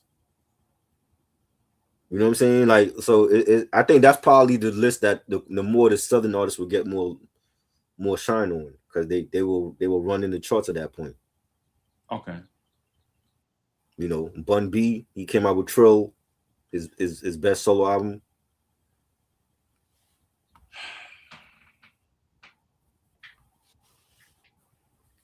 Frankie said no Drake. I mean, I don't know. I think the best album of that time is Speakerboxxx, The Love Below. Is the best album of the last 26 years. It depends on how much you like Kanye album. Because I like Kanye album. I like Slum Village albums. I don't think they're top 10. Right? I don't know if they're top 500, but they have great songs on it. Right. But even Kanye, I love Kanye. I love College Dropout more than Speakerboxxx Love Below.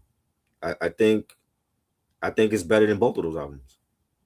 You know what I'm saying? Love Below, again, we can have the same issue with Andre like we did with Low, and Andre is not rapping on that whole album. This is an R&B alternative rap album. It was crossing different genres. You know what I'm saying? Like his production was very different. It don't sound like a rap album. It don't sound like an R&B album. Yeah, it was alternative. But I think that's what makes it a great. It was a game-changing album too. But I love that album more than Speakerboxxx. I think that's a better album. But I love College Dropout more than both of those albums. I think College Dropout was a better album. I think Get Rich or Die Trying was a better album. The Game documentary, I think that was a better album. That what? Yeah, I just put the link in the chat. So I think the Game first album. I think Game's first album is a classic. I think, you know, like you know, he had a lot of 50 help, but with that album, the production was great. He had the features. He killed it. Like I don't think there's no skips on that album. Bro.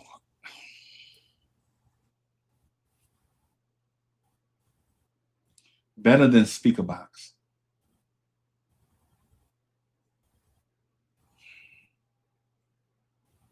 Yeah, man. I'm not sure, bro. Yeah. I mean, Jada could say, but I'm not putting it. I don't think no. I don't think Jada would make that list. I don't think you know, when we got I mean, I don't know. Oh, my bad. I messed something up. Jay, what's good, bro? What's cooking, man? How you guys doing? All right? Chilling. Yeah, man. I just made okay. There we go. All right. Okay. I'm listening to y'all, man. It's crazy. Look, that's some list you guys have, man. Bro. That's some list. I don't like it. It's so hard to name anything after 2010. Exactly. It's hard, and it's even hard to name things after 2000. But right. You know, I also didn't mess with Nelly. I'm not a Nelly fan. Yeah. Right. But as an MC who did parties and stuff, Nelly did have party music. Yeah. You know, I think that I'm kind of, you know, being older, kids get off my lawn when it comes to hip hop guy. You know, I only do the boom bap. Yeah. But the fact is, there's so many levels of hip hop, and like Nelly had a lot of party joints. You know, Ludacris. Yeah. Right. And so, and so to that lane, this is because there's a lane, and I talked to Strawberry about this years ago. There's a lane. Either you're in the Grandmaster Caz lane, where you like to hear what the MC is saying, you like lyrics, or there's a Busy Bee, Love Bug, Starsky Lane, where it's just about the party, rocking the crowd, where it's just about that. Like you ain't gotta say nothing, but just keep the party going. You know, I'm a star, drive a big car, ho ho ho ho. Like if that's what Right, you like back in the right. day, or you liked my guy, Melly Mel or Grandmaster Caz, who wrote lyrics like John Lennon or Barry Manilow. That's where that come from. Like guys that wrote lyrics that were transcendent for the time. When you hear their lyrics, you remember what they said because what they said was poetic and it flowed. Right? It was so good that it was stolen. Yeah. Facts. Right. Yeah. Literally. Yeah. So yeah, you're right. It's hard to cut you up like that. Good. I'm just saying because am I a fan of Nelly? I don't play Nelly in my house, but when I go to the party and Nelly is playing, I can vibe with it. Yeah, I agree. That's why I said it. That's why it's a different thing. Like I'm trying to think of another person like who's never mentioned enough ever? Busta Rhymes. Okay? Ever. Busta. Now Busta Rhymes for me could be in all the lanes. Right. He's had tough joints with meth and Red and other people and then he figured out from jump that his personality, what his niche is going to be. And then when he got that and he got older, he realized, you know what? I'm going to do this, and this is where I'm going to stay at. And then once in a while, I'm going to hit you with the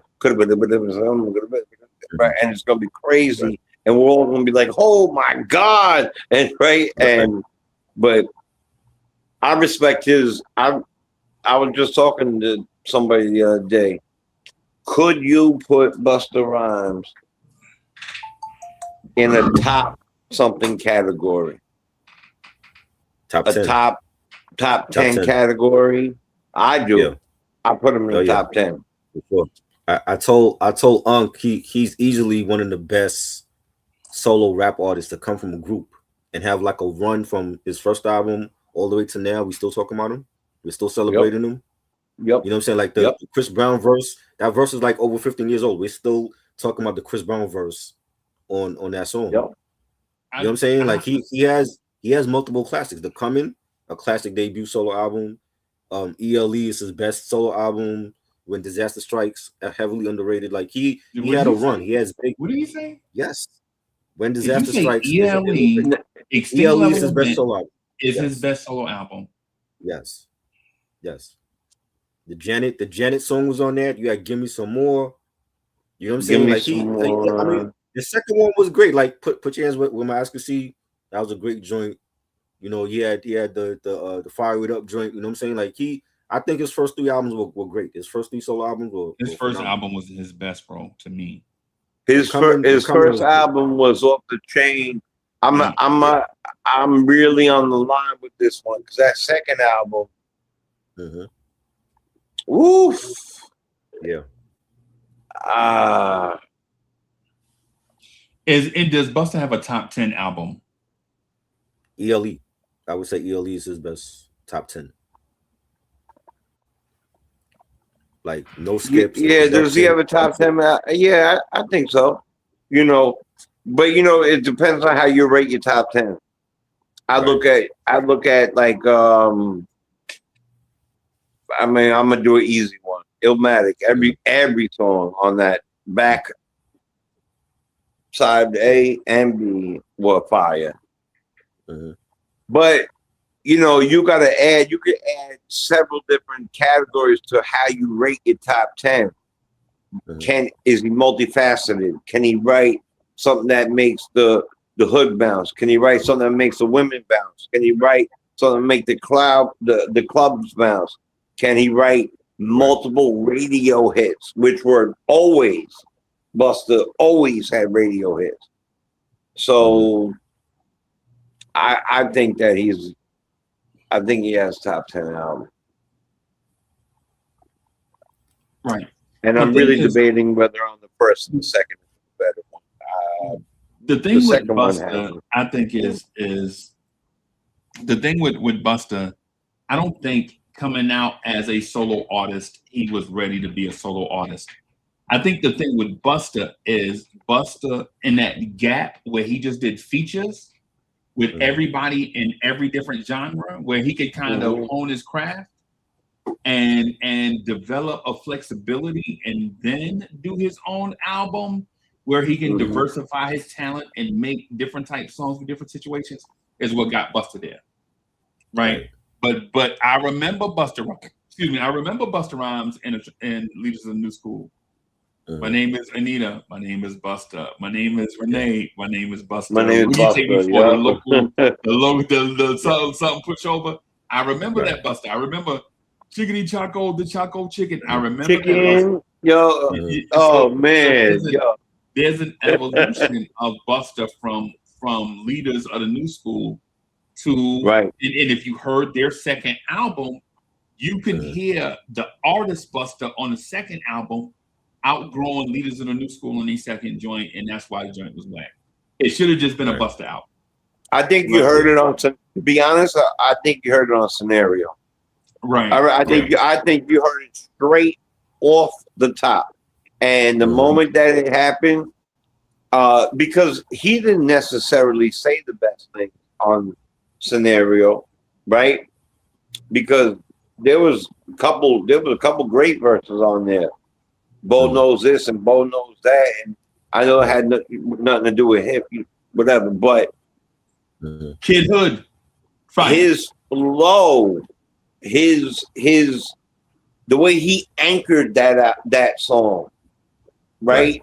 And I think anchoring is such a big deal on a collaborative. And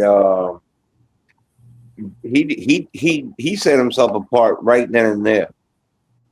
Yeah. Where I live now, and even, well, I don't want to give it away, but somebody else that we know,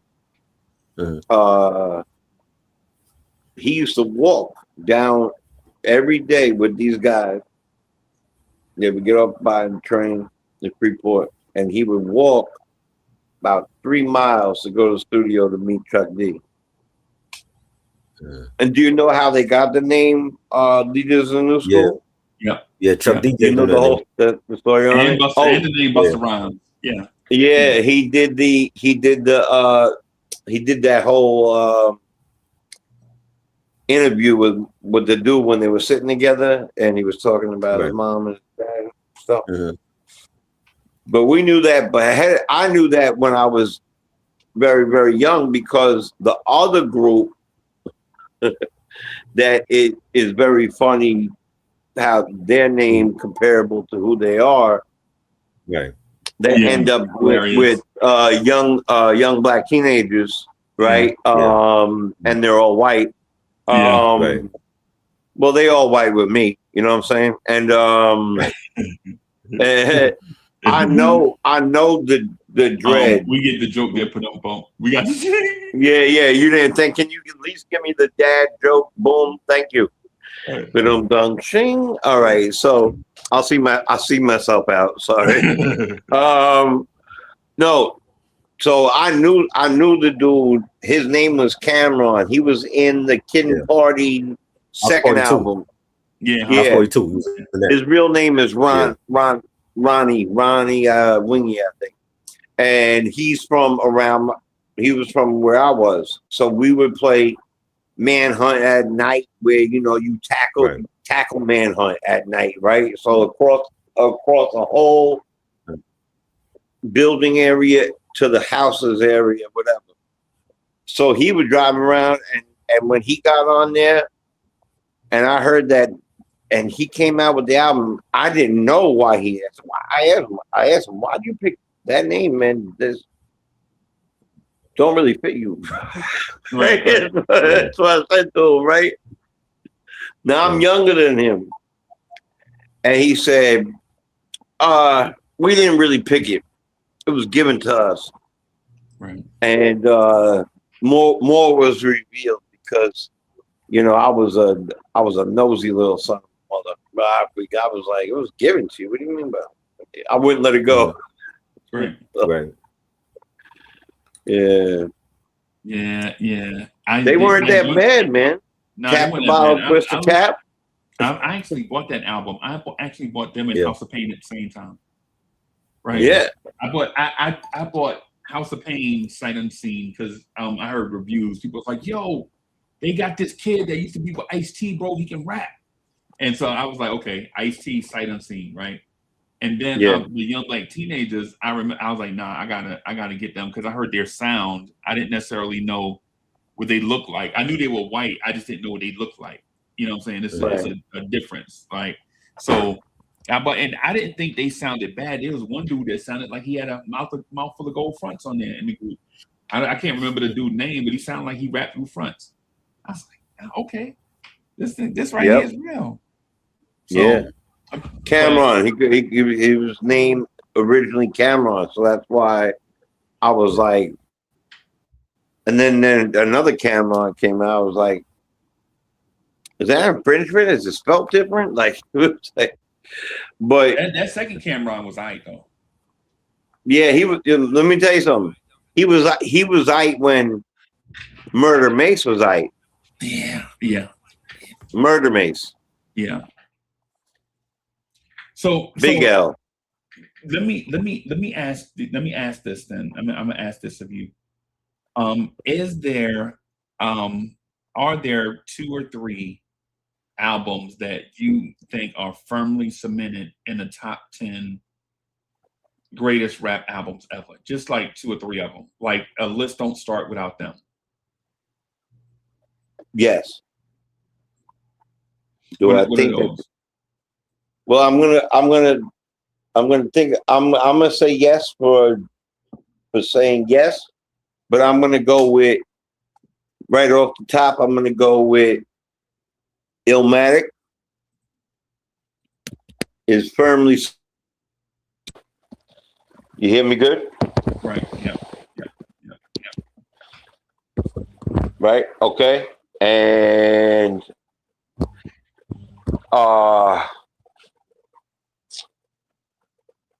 the first whatchamacallit,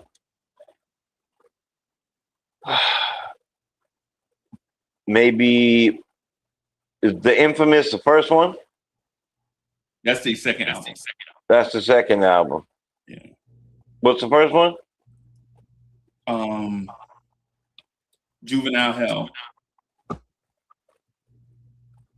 Shit. Because they may have the best first 3 albums, but I mean that goes along with the Busta thing we're talking about. They might have the second 3. That's because Juvenile Hell is the one they made when they were like 14. Yeah. And they did that while they were at the school of the School of Art or something like that in Manhattan. Right. Because one of my first producers went to school with them, and that's his big claim. You know. I mean, are we talking solo albums? No, Only? just albums in general. I think 36 Chambers is a top 10 locked cemented album. Give me your take on that. It's great. Do you think it's a top 10 cemented album? That's a tough call. I think it's a great album. It's definitely Wu-Tang Clan's best album, including solo projects. To me, it's the mothership of the Wu-Tang Clan thing. Without that album, I don't even buy a Raekwon album. I don't even wait for Only Built for Cuban Links if there's no if Raekwon comes out as a solo artist, right? I don't even look for his album, right? Right. It's I just agree like with that. 1,000. it's just like another album that slept on is the GZA's album, which I think is a top 50 rap album all time. The GZA's first album, like Not Liquid Swords. Are you talking about Liquid no, I'm talking about Swords? Liquid Swords. I'm sorry, I'm talking about Liquid Oh, Swords. okay. Because he had an album previously. Yeah, it wasn't that good. No, Remember the one "Come Do Me"? You remember that back in the day? That was so. Thank God he made Liquid Swords. yeah, But no, I agree with you. I think that one is set apart. But then again, I mean, I love Tikal. I love Ray's album. I don't think, but you're right.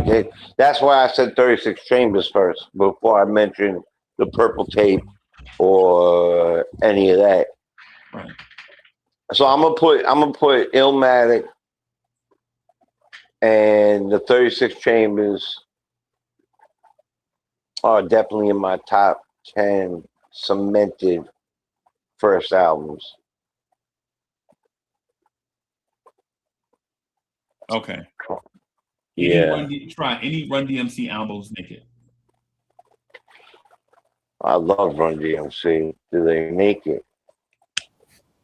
I don't know. I really love Raising Hell.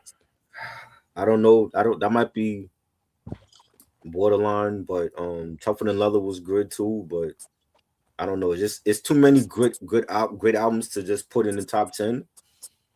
But like if we were doing this like for the 80s, I would say yeah, Raising Hell got to be on here. Well, Tougher Than Leather got to make it.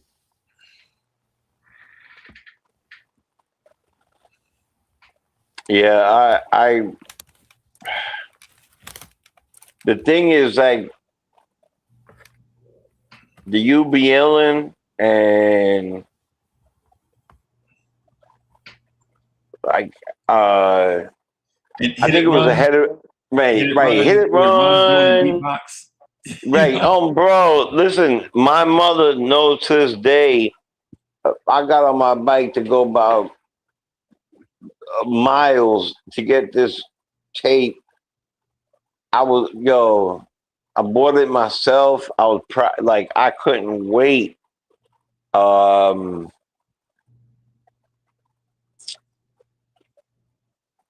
That's pretty interesting because that was definitely an album I bumped. You know, like the tape rock till the tape pop. Like, yeah, I definitely had to get a second one.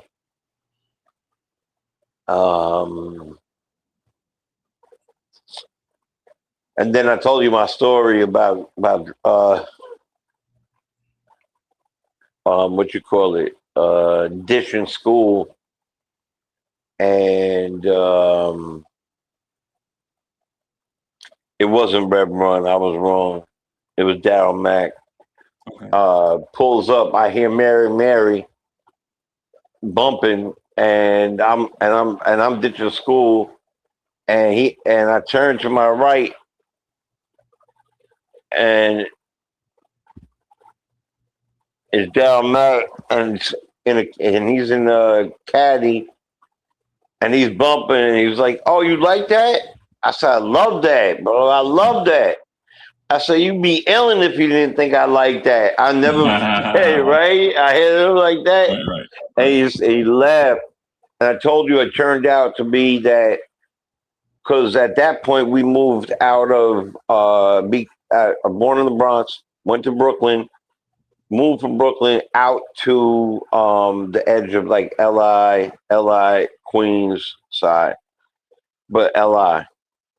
And his parents lived there, and my father did work on the house and construction, and they became very close. The fathers, Daryl Mack's father, my father. So he was like, "Yo, why are you out of school?" I'm like, "Because I don't know what to say." He was like, "What if I walked you into school right now? Would you go back?" Hell yeah, I go back. Yeah, yeah. Hell yeah. Yeah. But you got, can you bump the music real loud when we pull up? Can you bump it real loud? And my other two kids, they didn't know what to do. Right. I was like, I'm going with him. Y'all do what you want. I'm going with him. I don't care if I get I don't care what. And he walked me right into middle. I was about 8th grade. Walked me right into it. Bro, you know what I'm saying? That's what I'm saying. What I'm saying, like with the top 10 list, there's so many albums that hit like at a time. Okay. Mm-hmm. Okay. That hit at a time, bro. That it's kind of odd. Can you put on charger? It's kind of odd to leave certain albums off the list. Like there are some great Eminem albums, bro. There are some great Jay-Z albums. To leave them out of the top 10, bro, I'm like, right. But here's the thing. But didn't we say first album? Which album? Didn't you say first albums, or did I? No, just albums in general. Okay, I got you. Okay. No, got we rank in the top 10 rap albums of all time.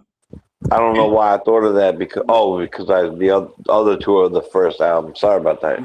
Right, and the reason why I feel like it's incumbent upon us to do the top 10 albums of all time is because there are people inside the culture who are journalists first and hip hop second, and then there are some of us, regardless of our age or race or money or family. We were born in hip hop. We have no choice.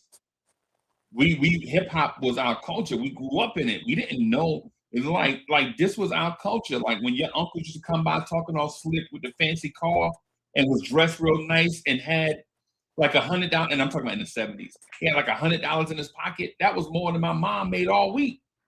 You know what I'm saying? He had $100 in his pocket. That's so funny you say that. You know what I'm saying? And he just got like, you know what I'm saying? Like I saw $100 for the first time. I thought I was gonna pee in my clothes. Me too. You are so weird right now. I just told the story about this the other day. That's so crazy.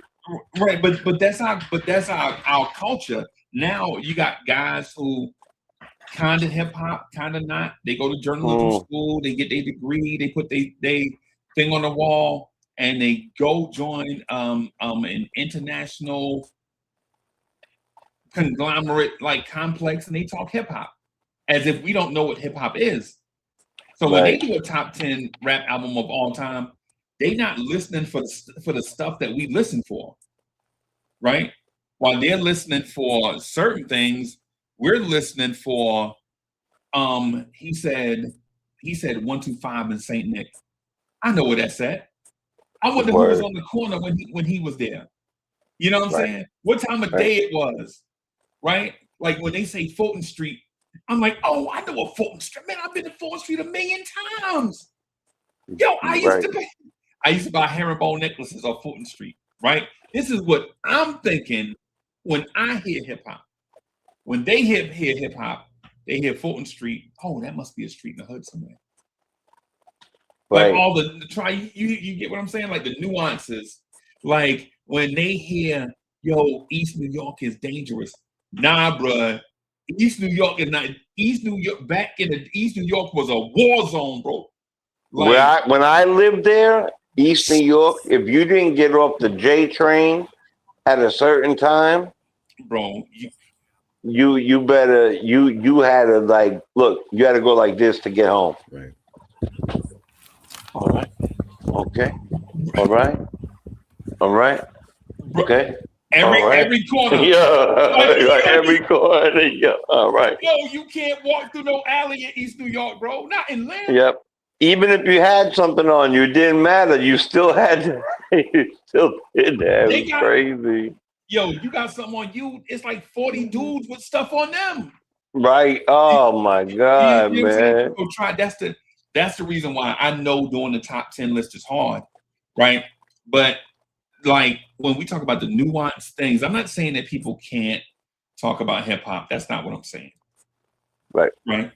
But in order for me to respect them, I gotta like when they rhyming, like if you from Jersey and you say, yeah, I was at Curry Woods doing such and such. I'm like, this motherfucker lying. You ain't been at no Curry Woods doing nothing, bro. I'm from Jersey City and I couldn't even go to Curry Woods, bro. I lived up on the hill. If dudes from the hill went to Curry Woods, bro, you might have, bro, the chicks would try to jump you, bro. Like, Yep, word. Yo. You know Yo, it's crazy. It's like when I hear like this thing about hip hop, and I'm not saying that hip hop is all brutality. What I'm saying is when these guys tell their stories about where they're from, even if I didn't live, even if, say for instance, even if I'm not from Brownsville, right? Even if I'm not from Brownsville, I'm not. I can listen to Sean Price rap, right? Because I know how dangerous Brownsville is. Like to this day, one of my great friends in life is from Brownsville, Brooklyn, right? It's like, so when I hear Sean Price rap about the stuff that he go through, there's a connection, right? It's I know, I got it all. That's it right there. What we gonna do for dinner? Spaghetti? Yes. The answer is yes. Please. Yes. Right. I'll be right back. Always. I mean, do you have one try? Do you have like what do you think so far about what I said about Illmatic and 36 Chambers? I mean, Illmatic is yes. Like when we went on, everybody was like, "Yo, Illmatic got to be number one. That got to be number one." Like I said, Ready to Die.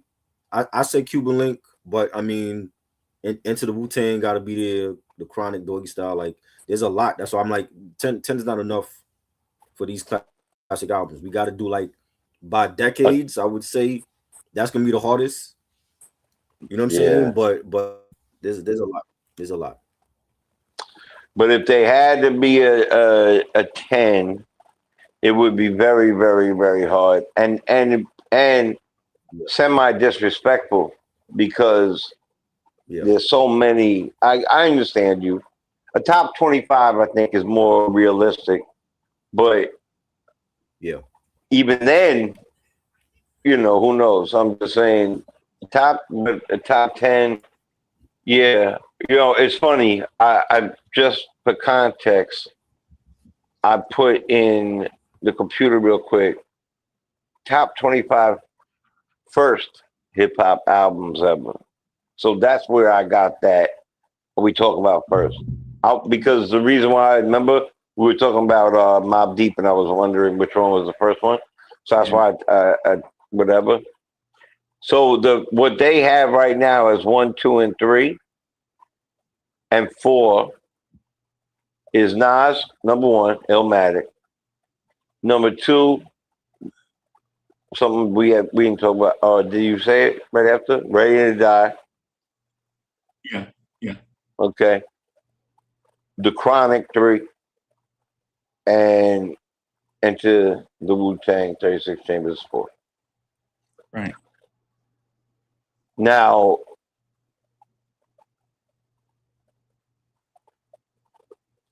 there is so many different things. So 5 here, these people have, and I'm going to take first out in a minute and just put hip hop ever. Eric B. and Rakim, Paid in Full. Bro, to me. Yeah, I knew I was going to do something to you. The greatest rap album ever. To me. Right. To me, because it's the first time that you actually take an undiscovered lyricist, right, an undiscovered GOAT, and put it with somebody that was already in the industry looking for elite talent. So Eric B used to drive down our block with the what you call it, truck? Was it the Kiss van? Where was he at? Kiss or WBLS? I'm thinking WBLS for some reason. But he used to drive down the street with the radio van. Remember the van, the radio station van used to come They down. all had them. Each one of them had them. Yeah. And I some have one Kiss the Film. Yeah. Yeah. he used to come down our street and like throw out T-shirts and all that. You know, the radio personalities and all them. Right. Like he used to Yes. be the dude Yeah. like that. Like when the you know, the cute little ladies that used to work for the radio station, they get out with the microphone cord and all that, and they be, yo, I'm live in Jersey City, New Jersey, right up here on the hill on Van Right. Nostrand, representing, you know, 98.7 Kiss FM. I'm giving out free Kiss cards, and I'm giving out 3 free Kiss T-shirts to the first 3 people. Yeah, like they used to do the live Right. thing. You remember Right. Vaughn Allen used to call in on the telephone? Anyway, maybe I'm old. Okay, maybe I'm old. All right. No, but what you just said with the vans, they would pull up everywhere. The music would be bumping. Yeah. They'd have a speaker on the outside. Yep. And it would be banging, and they pull up, and then the music would be, they lower the music, and they talk over the music. Yeah. Yeah, I remember that very, very well. Eric B used to be the dude getting out the back, like to make sure you don't steal nothing, because Yeah, Eric B in my was a neighborhood, tough bro. dude, Even though bro. we appreciate you, if you had something valuable, bro, you better nail it to the ground, bro. It's just the neighborhood. It's just the neighborhood. No disrespect, lady, but we got to steal your microphone. I mean, Yeah, and we wouldn't even do nothing with it just to have it, bro. But yeah, I'm telling you, it's crazy. But Yeah. Tron, I think the reason why I think Hayden Fold is the greatest is because of the rollout, right? Like the rollout of '86, like you knew KRS-One was coming out because you heard murmurs about this crew BDP. It was like a groundswell. It was kind of like the Mobb Deep rollout, where you thought Mobb Deep was like 2 guys, and you find out Mobb Deep is like 400 people. It's like the same thing with BDP back in the day. Like you think BDP is a rapper and a DJ, but it's like 400 people. But you didn't know that at the time. Right. You know what I'm saying? So the thing with Eric B and Rakim is like as soon as you heard Eric B, not Eric B as president, but as soon as you heard I Ain't No Joke, and you heard the 808 and the clap, and you like, this dude just couldn't, and you like, yo, wait a minute, this is gonna, and then you buy the album and you keep playing the whole album. No lie, hand to the man, the only album that I played all the way through in hip hop before that time, right? Every rap album, and I'm saying every rap album before that time had skips on it. All of them, except for LL's second album. The second LL album, to me, didn't have no skips on it, right?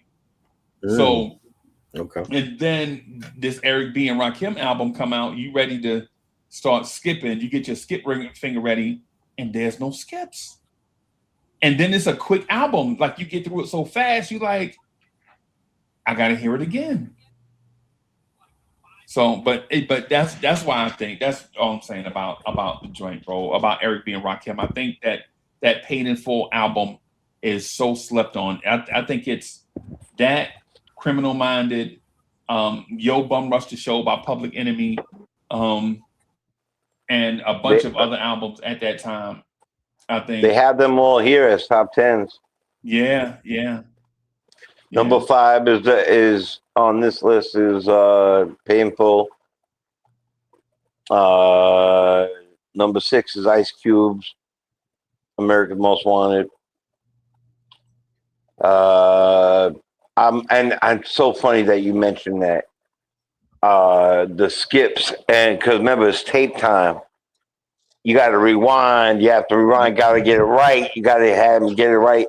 And then if it didn't drop just right, you got to rewind and fast forward. Then rewind, fast forward. Stop. Yeah. I might take a pencil out and just put it back a little touch back. Put it back in. Yeah, stick it in the little spokes and turn it back a little bit. Right. Exactly. And BDP is,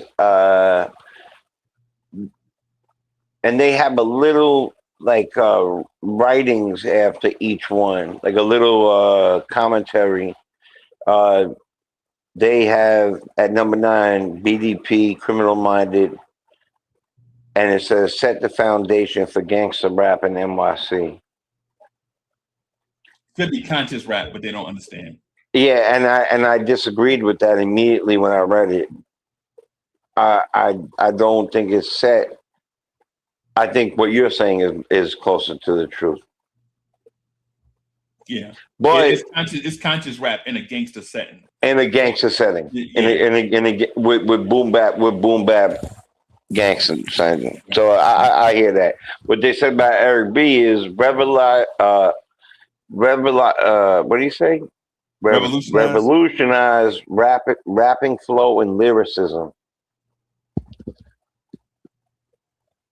Right. That's crazy. Yeah. Yeah, there's a lot.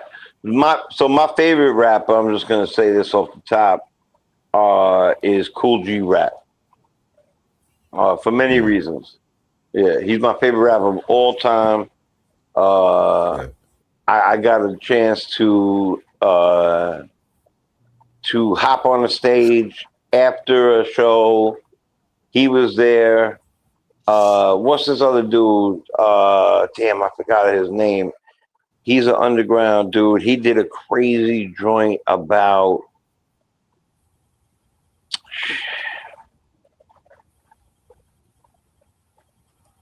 he used to roll around with him, and then he became a solo artist. His rap flow was off beat.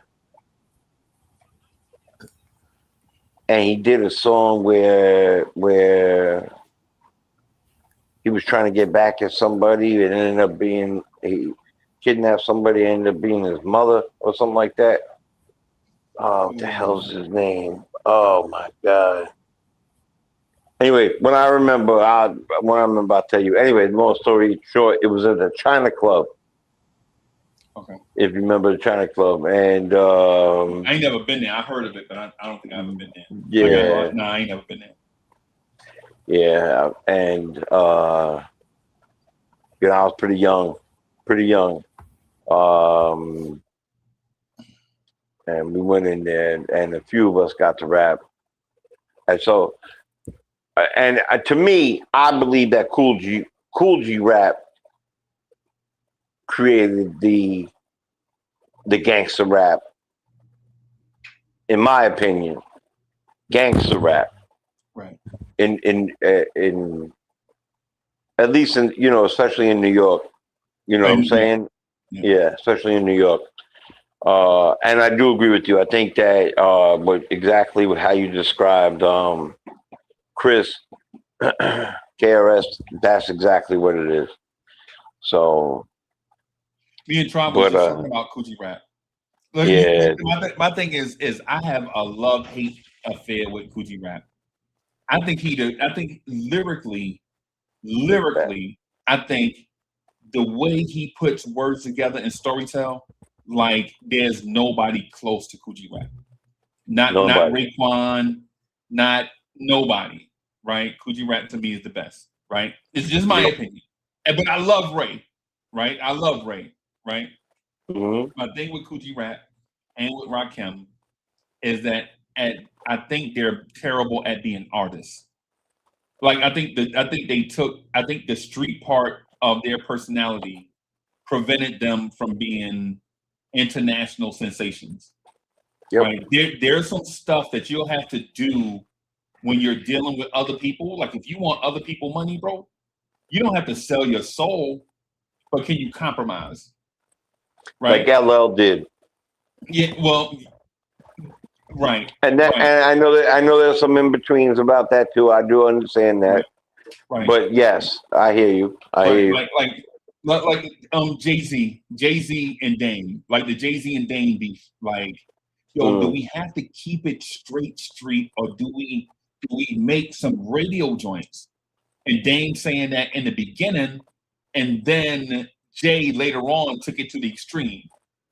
Like, oh, I didn't know this. Now that I'm in this group with these people, I'm gonna take it above and beyond whatever, right? Like instead of you know what I'm saying, wanting to be the head of a record label, I'm gonna try to own the conglomerate that owns the record label. Yeah. Like in Jay-Z mind, like instead of saying I want to be head of A&R, how about I own the entity that owns the record company? Yeah. Right. But that's the part that with Rakim especially, Coogee Rap especially, because nobody will say a thing like, when G-Rap strikes the mic, I recite the type of hype that you like to make the people unite. Right? Like I zip up lips and rip up hips, step on tracks. You know what I'm saying? Like nobody Don't stop now. nobody says all my manpower for $4 an hour. I took the time to write rhymes in the shower. Like nobody says stuff like that. That's Coogee Rap, right? But could Coogee Rap have done a hook for an R&B chick? I mean, Coogee Rap should have did a rap verse for R&B. Like, should Coogee Rap have done a verse for Destiny's Child to prolong his career? Nah, he wanted to do the joint with Nas. The joint he did was fire. Fire. Right, but that's for hip hop heads. That's not for everybody. Right. He could have did something. He could have did something with definitely with somebody, some R&B mix thing that got everybody on board. I agree with you. It's not. He is definitely. I mean, look. That Fat Joe first album, I wasn't a big fan. I'm gonna keep it very fresh for you. I didn't think he's not a great rapper, bro. He's not a good rapper. I actually think he found Pun's book, but that's a different story because he like Barry Bonds. He got better as he got older. It was like weird when he started taking right. Right, he started taking the roids of called the pun roids. Right. But what you're gonna say is that there's a song on that album that I got a FloJo beat was fire. So I listened to the beat, but I didn't like any of the words. But there's a song on there. I'm not sure it's called Hey You Come Here or whatever, but it is Fat Joe, Apache, and Kool G Rap. And Kool G Rap finishes it, and he starts off, chitty, chitty, bang, bang, I'm running like a chain gang from Matter Sing, sing, I'm making motherfucking brains hang. Yo, this guy totally destroyed you couldn't even you had to fast forward. Like I couldn't listen to the song. I needed to get to that. Bro, what do you do Coogee Rap do that to your song? What do you supposed to do after that? Smoke a cigarette, bro? Like, after this dude. Quit. I'm supposed to rap after him? Right, exactly. That's why he found Pun. I really believe it. Because yeah, and a lot of people give their there's like 3 or 4, maybe a lot more than that, but I know I've heard them say it. Pun said it. Believe I know Eminem mentioned it. Who was it? The other ones. Nas mentioned it. Big L mentioned it, that their influence was Kool G Rap. So, you know, I agree with you. I think that they're to their detriment of at least to the detriment of the world hearing you or getting the bag or whatever you want to call it. Right. They stayed one way. That's it. And you could almost say the same thing. Almost say the same thing about KRS-One. Yeah. Right. He had a couple of hits. You know. In the 90s on the radio. KRS stepped out. The KRS Remember, he did the Steady. He had helped Steady B with his album. Remember the Steady B from Philadelphia? Yep. He did the KRS joint. He was pushing out D Nice. He helped Miss Melody. You know, the Self Destruction joint where they did a big collab.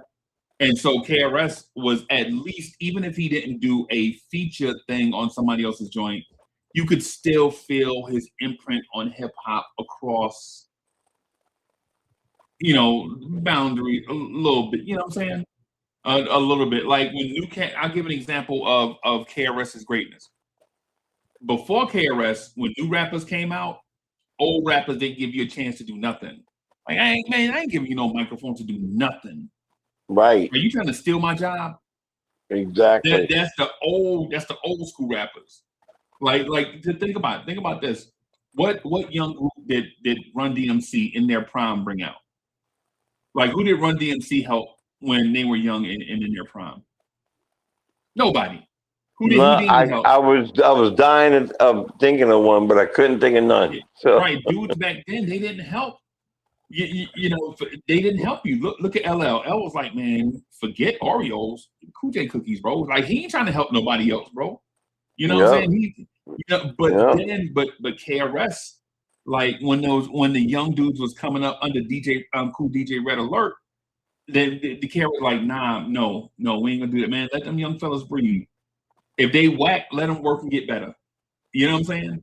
Like that's just how it was. Like on the other side, the Juice Crew, if you was whack, you couldn't hang. Period. Shan ain't gonna, bro. If you whack, you ain't the Juice Crew. If you not nice when they met you, they not trying to help somebody get better. You got to be nice off the rip. If you ain't got no stage presence, bro, you got to go get you some stage presence and come back. If your DJ can't scratch, he got to go learn how to scratch and come back. Right? So y'all remember Stetsasonic? Stetsasonic. Yeah. You remember what they used to tell Prince Paul? Prince Paul was the youngest dude. And you remember Prince Paul, right? Yo, Prince Paul legit couldn't produce his own way. He didn't become Prince Paul until he got De La Soul and did the De La Soul production. You know what I'm saying? Like, dudes back then, they wasn't trying to let you live, bro. You was living, you was taking a job. KRS-One, he putting out while he out, he pushing other people out. Like, man, I agree with you. You can't rap, but you got something to say, Miss Melody. You know what I'm saying? Just we'll give you a little bit at a time. You get better till you can hold your own. You got something to say. You got, pushing you out there like Cool DJ Red Alert. If it wasn't for Red Alert, do we get the native tongues? We don't get half of. We don't get half of anything that we've heard. Right. You know? Right. Yeah. That's what I'm saying. saying. I also think that it's the humble beginnings of KRS-One that made him that way. Okay. You know, going through. I'm. That's how I feel. While you're talking about it, all I could see is The Shelter and him, rapping and him being friends with Kane still, and them having that beef or whatever. But the story of moving it, getting a little bit of money and finally getting out the shelter, and while Kool G Rap and stuff was hustling and doing different things in the street, and that's a different feeling of rising to the top or whatever, and they're different rappers. One is like the syllable, whatever. Another one's a conscious rapper, like you said. They're just completely different. But I think that's why he was more prone to being helpful, because people, there was only one or two people that put their hands out for him, and I'm sure in his mind he said, when I become something, my hand's always going to be out for somebody else. I would love to have an interview with him and ask if that's that particular question like that, because That would be it. Yeah, yeah, I, yeah, man. it makes sense to me at least. You know. Yeah, man. This hip hop thing, man, is crazy. Hey, try. I gotta run, man, so I can eat dinner with the Yeah. missus. Okay. Yeah, no doubt. My second love in life is I Right. got a first love and a second love, and my first love is might be jealous because I'm talking about my second love, man. So yeah, I gotta get out of here and do the husband thing, the Care Bear thing. But these conversations to me be outstanding, man. I love talking about hip hop, y'all. Me Man, too. I love, man, digging in y'all brains, man. Y'all just be spilling, like y'all go in y'all minds and grab stuff, and just a little after droplings be stuff that we could talk about. Like it ain't even the main course, just the crumbs off the table be enough to feed a conversation. You know what I'm saying? Yeah. Like, and to end it the way when I sent that text to you, as much as I love the Knicks and the Mets, I love hip hop that much more. bro, It's just hip-hop, bro. it's just so, I mean, it's like, you know, if you have a daughter, I don't know if you guys have daughters, but when you get a daughter, but you understand like what protection and love and what you did in your life prior and how you treated women, things like that. You just changed. Music is like that to me. It just changed me, and good and bad. It does some wild stuff to me too. So Yeah. And one of the things, just real quick, just the one of the things, try, like in the beginning of hip hop, Uh-huh. when we were young, like and dudes I'm talking about, like I'm in my late 50s, so the dudes I'm talking about was like probably in their late 60s, early 70s now, right? They used to be the caretakers of hip hop. They were like, nah, that's whack, son. No, that's whack. Yeah. They used to be the caretakers of hip hop. And I used to be mad. I'd be like, oh, why you don't let man, you know what I'm saying? Let my man come on and do that. He's like, no, that ain't part of the culture. Like they'll say stuff like, nah, bro. Like, nah, we don't wear silk shirts in here. And I'm like, yo, what's wrong with silk shirts, bro? Nah, no.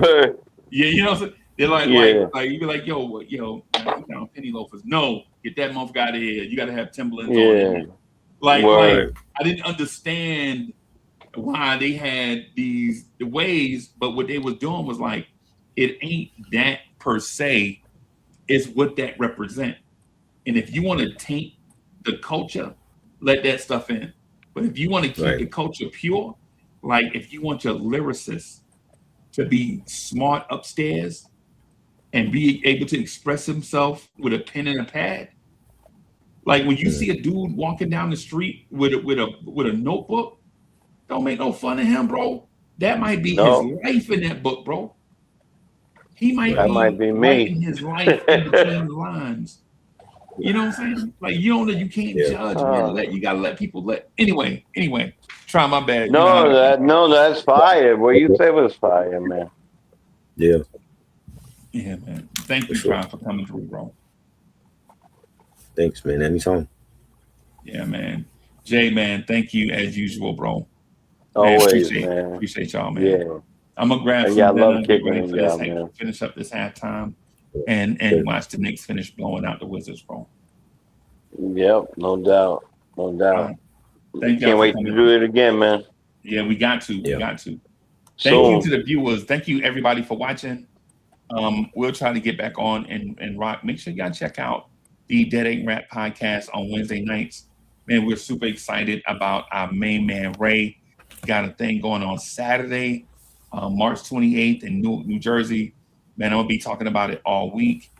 Try got his show, and Try is a I hate to say, I don't want to put him on the spot, but he's a highly requested content creator about hip hop, and people grab him all the time to be on these joints. So Triborough will just about be everywhere, his choosing, in terms of the culture of hip hop and all that stuff, man. So thank y'all for coming through, listening. What day is his show? Wednesday night. Wednesday, 8 p.m. Yes. Yeah. Wednesday, 8 p.m. No, I just wanted make sure that the plug was out. No doubt. No doubt. Yeah, no doubt. Wednesday 8 p.m. Wednesday 8 p.m. All right, no doubt. Yeah. No doubt. All right, y'all. Peace, everybody.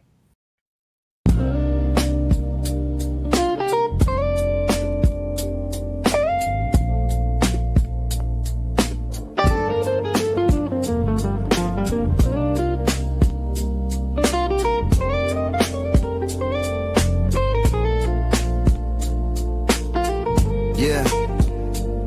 We're diving in where the world collides. Culture's calling, it's a crazy ride. Music's pumping, food's on the plate. We're vibing here, let's celebrate. Echo and essence, we keep it real. With Crocodile